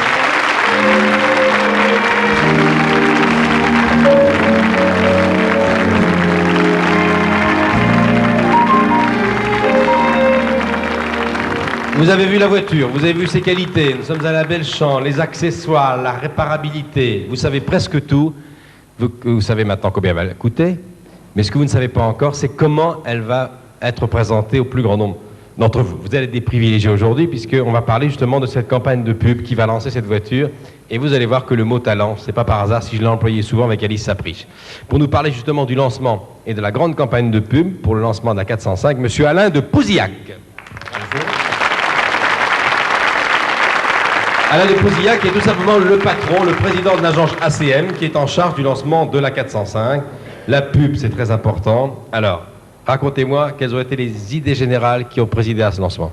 L'idée générale, c'est que Peugeot lance la 405 dans le segment de marché des voitures moyennes supérieures, dans lequel Peugeot a toujours eu historiquement de très grands succès. Et ce qu'il y a de formidable, c'est que la 405 a un talent extraordinaire, et comme elle a un talent extraordinaire, eh bien, elle va pouvoir le montrer et les développer, et donc avoir encore plus de réussite que ses devancières, et vraisemblablement même inquiéter les principales concurrents du marché. Alors, il faut quand même savoir que cette voiture arrive dans un segment de marché dans lequel Peugeot a une baisse de compétitivité, due au vieillissement de la 305, et pourtant le Peugeot dure plus longtemps que les autres, et la 104 est un formidable exemple, mais la 305 a 10 ans. Et puis aussi, nos concurrents sont très actifs, puisque la Renault 21 s'est imposée avec succès dans le marché. Alors, quels sont les objectifs de Peugeot pour la 405 ? D'abord, affirmer la personnalité produit. La 405 a un formidable talent, montrons-le. Et puis, deuxièmement, continuons à développer le renouvellement d'image de Peugeot qui a été créé par la 205 et son sacré numéro. Alors, après les idées générales et les objectifs, quels ont été peut-être les concepts qui ont été retenus, le concept de lancement? Alors le concept retenu, il parle de la stratégie. Cette voiture a 2 points très forts. C'est une voiture belle et de caractère. Belle par la qualité des lignes et par l'esthétique de son intérieur. Et de caractère, on l'a vu précédemment, c'est une voiture robuste, dynamique, puissante. Et puis je rajouterai un point personnel, j'ai eu la chance de conduire cette voiture et on ressent un formidable plaisir de conduire. Vous avez conduit la M16, la MI16 là? Non, pas la MI16. Oh là là, Oui, il paraît. Alors, on a essayé d'exprimer la stratégie à travers un concept de communication. Et ce concept de communication, c'est Peugeot 405, un talent fou. Alors vous allez voir... On peut voir quelques maquettes de la campagne? Alors, vous allez voir quelques maquettes de la campagne, mais ce qu'il faut savoir, c'est qu'on a cassé le discours traditionnel publicitaire français, qui est un discours de pirouette, de cascade et d'escalade, pour revenir à un discours qui met en avant les vraies valeurs automobiles. Alors l'affichage, dans lequel on aura 55 000 panneaux en septembre, Et vous voyez qu'on a mis en avant le côté esthétique et en disant une accroche 405, un talent fou. On a repris le même look au niveau des magazines. On aura plus de 100 pages entre le 18 juin et la fin de l'année. Et on aura un encart 4 pages le 18 juin au moment du lancement. Et là aussi, vous voyez 405, un talent fou, et le côté esthétique et le caractère de la voiture. Alors, la télévision, depuis quelques années, joue un rôle essentiel. Le spot, il faut bien le réussir. Jusqu'à maintenant, Peugeot avait tapé dans le mille. Hein. Les spots de lancement de la 205 GTI étaient merveilleux. Là, il a fallu encore innover. Oui, alors avant de passer à la télévision, 2 petits points. Simplement, on va faire un numéro spécial France Soir en presse quotidienne, sur lequel on fera des tirets à part. Et ces tirés à part serviront d'événements aux concessions sur un plan local et régional. Et puis il y aura une forte campagne radio pour inciter les consommateurs à venir dans les concessions voir la 405. Alors la télévision... Alors l'autre jour dans le magazine Action diffusé sur Antenne 2, j'ai vu un grand metteur en scène, monsieur Édouard Molinaro. C'est Édouard Molinaro. Derrière les caméras et qui réalisait ce spot. Tout à fait. Alors ce spot, c'est l'histoire d'une 405 qui passe son examen de passage auprès du club des voitures à succès. Et la 405, bien entendu, va être choisie et reconnue par le club des voitures à succès, parce qu'elle a un talent fou. Alors voilà le film. Voilà, Peugeot, un talent fou. Voici le spot que vous allez voir très souvent. Je crois qu'il y en a 300 à peu près qui sont prévus. Hein. Ah, il y a 300 spots sur toutes les chaînes de télévision entre le 10 juin et la fin de l'année. On va y revenir. Voilà le spot.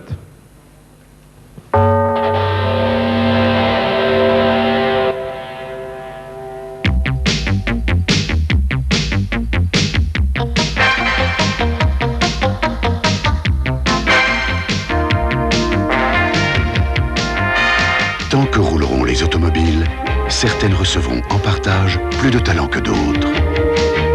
Un raffinement d'un intérieur, noblesse d'un moteur,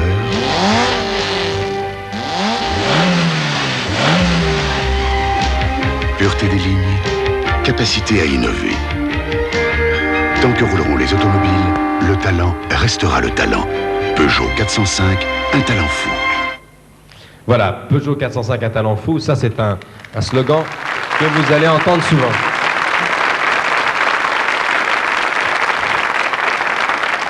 Alors, qu'attendez-vous de ce film?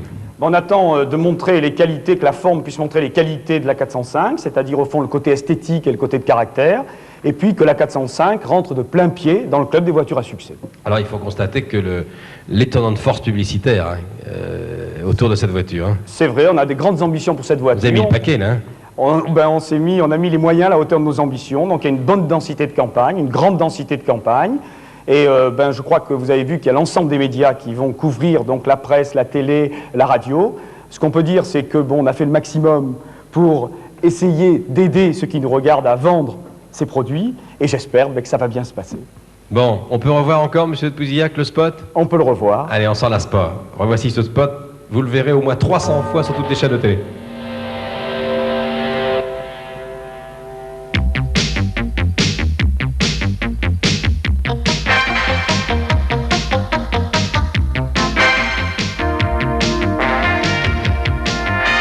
Tant que rouleront les automobiles, certaines recevront en partage plus de talent que d'autres. Un raffinement d'un intérieur, noblesse d'un moteur,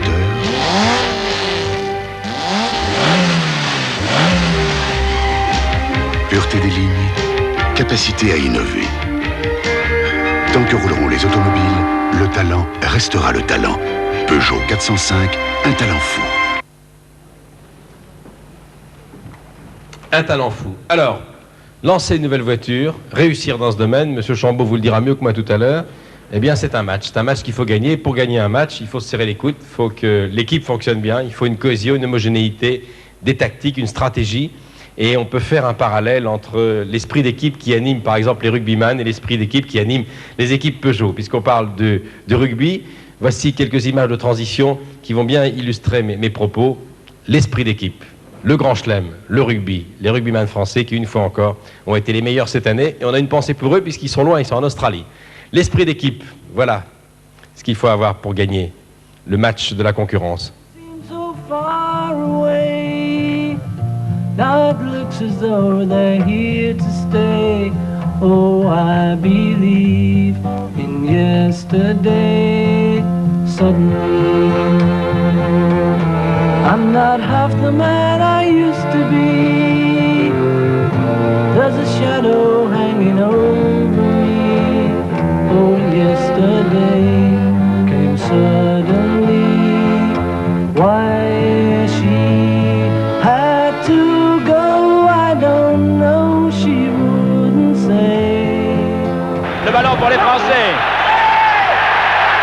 Bertrand, Aguirre, Bertrand, Bastien, Fourou, Averros, allez Français, allez Harris, il y est. Et Philippe qui la balle, et c'est la passe de la balle vers Bizier. Oui, mes enfants, allez les petits, pardon, devant nous, pardon, ok, c'est magnifique. Ah, vive la France.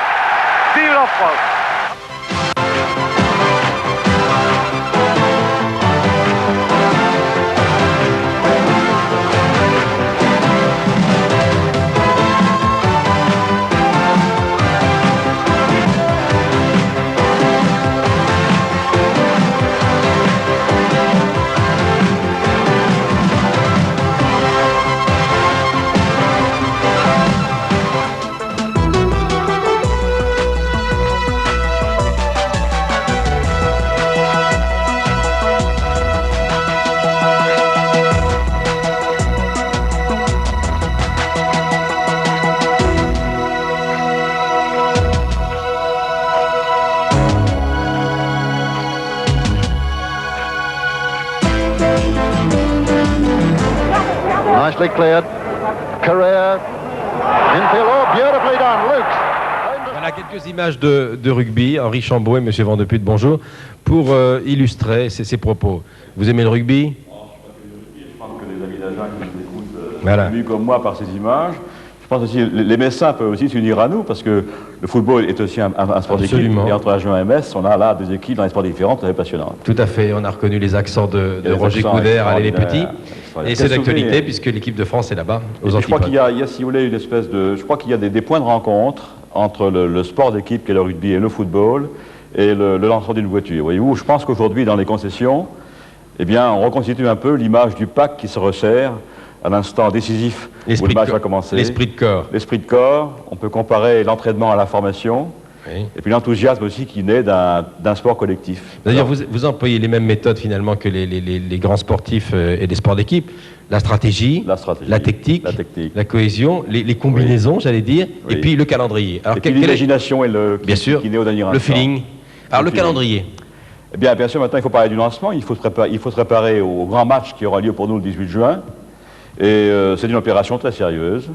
Et en fait, on peut considérer qu'il y a 4 dates fondamentales qui encadrent ce lancement. D'abord, aujourd'hui, c'est la communication à l'ensemble des gens qui vont promouvoir cette voiture. Ensuite, entre le 2 juin, aujourd'hui par conséquent, et le 18 juin, qui rappelle certains souvenirs à beaucoup d'anciens. C'est le pré-lancement. C'est le pré-lancement. Ensuite, le 18 juin, c'est le grand jour, c'est la voiture devant le public. L'appel de la 405 du 18 juin. Tout à fait. Oui. Et le 1er juillet sont les premières livraisons. Première livraison 1er juillet. Tout à fait. Bon, le pré-lancement, qu'est-ce que c'est exactement? Quelle est la stratégie? Le pré-lancement, ça consiste à montrer les voitures à des clients privilégiés, non pas dans les magasins d'exposition, mais dans un endroit dans la convention qui a été un petit peu caché et un peu décoré. Un peu confidentiel. Un peu confidentiel. Et naturellement, la première démarche que nous avons, l'axe stratégique, c'est la fidélisation. Par conséquent, ces voitures sont montrées à nos clients. C'est un geste à la fois de courtoisie et un geste efficace.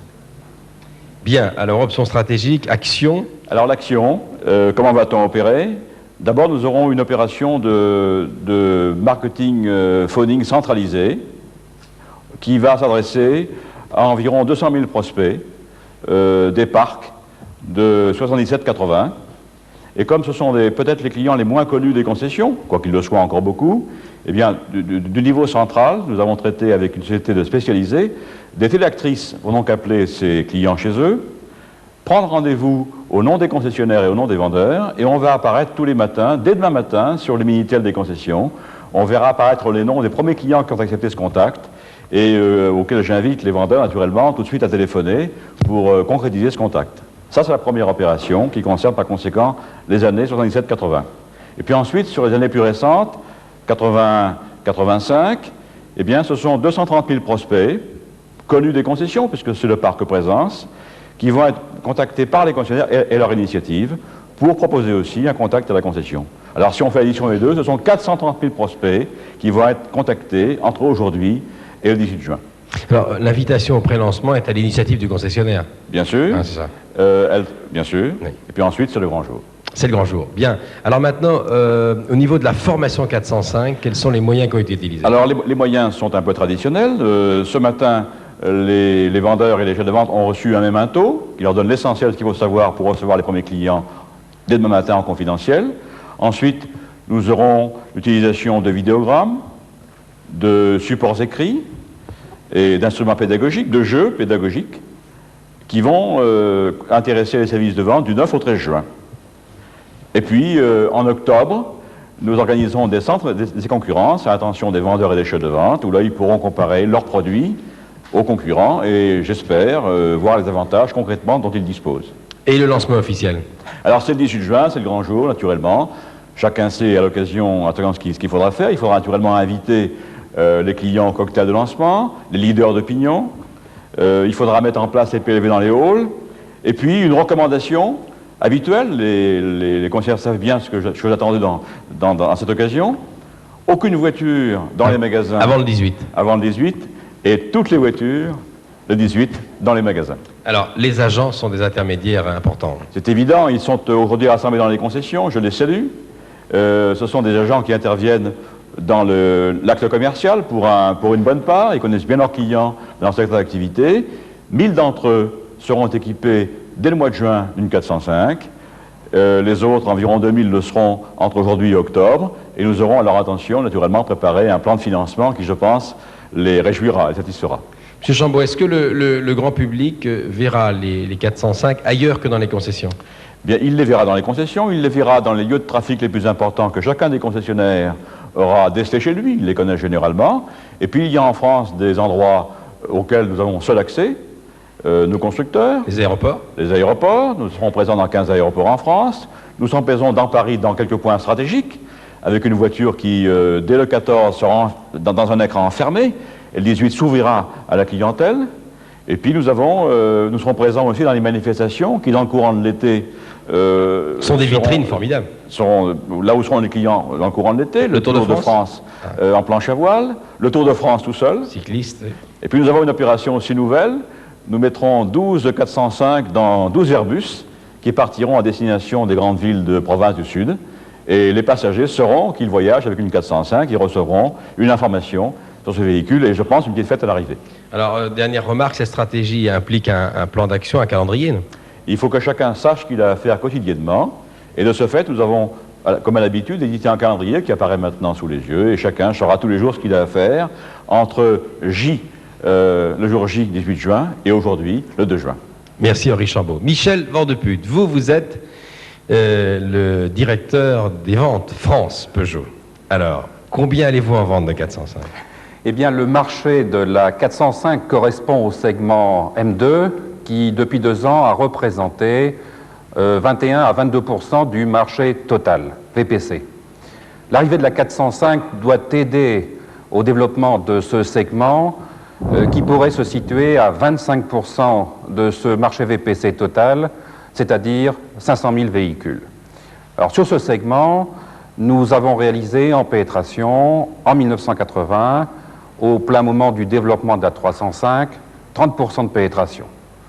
En 85, nous n'avons réalisé que 18% et un peu moins actuellement. Si l'on estime notre pénétration sur ce segment à 25%, cela ferait 125 000 véhicules. 125 000 véhicules par rapport à 2 millions marché VPC total, cela fait 6% de pénétration. Mais je crois qu'il faut prendre ce chiffre avec beaucoup d'humilité. 6% de pénétration, c'est ce que nous avions indiqué au lancement de la 309, et nous réalisons actuellement 6,2. Mais au lancement de la 205, nous avions indiqué un objectif de 7% de pénétration, et nous sommes allés jusqu'à 13% de pénétration au sommet. Alors je considère que cet objectif de 6% est un objectif plancher. Alors, c'est mon point de vue tout à fait. Je pense qu'on aura beaucoup plus que ça encore. Je crois également, oui. Ça, c'est le minimum, ça. Bon, vous avez dit 6% en année pleine, mais de juillet à décembre. Eh bien, les prévisions de production pour la période qui va du 2 juin à la fin de l'année sont de 57 000 véhicules. 57 000 véhicules, avec une bonne rotation des stocks, cela fait 50 000 ventes. Et 50 000 ventes, sur le marché du début juillet jusqu'à la fin de l'année, cela fait 5% de pénétration. Alors, quels objectifs de commande pour le deuxième semestre, mais surtout pour la période dont on vient de parler avec Henri Chambaud, c'est-à-dire maintenant, du 2 au 18 juin? Oui, du 2 au 18 juin, eh bien, le volume de production, le volume disponible au mois de juin, du 2 au 30 juin, est de 8 000 véhicules. Alors, l'objectif qui pourrait être inscrit est de vendre ces voitures pendant la période du prélancement, c'est-à-dire du 2 au 18 juin. Ce qui, correspondant à 12 jours ouvrables, ferait une cadence de 660 commandes jour. Et du 2 au 18 Du 2 au 18 juin. Donc du 2 au 18 juin, c'est-à-dire 8 000 commandes. 8 000 8 000 commandes, 8 000 minimum, c'est-à-dire donc 660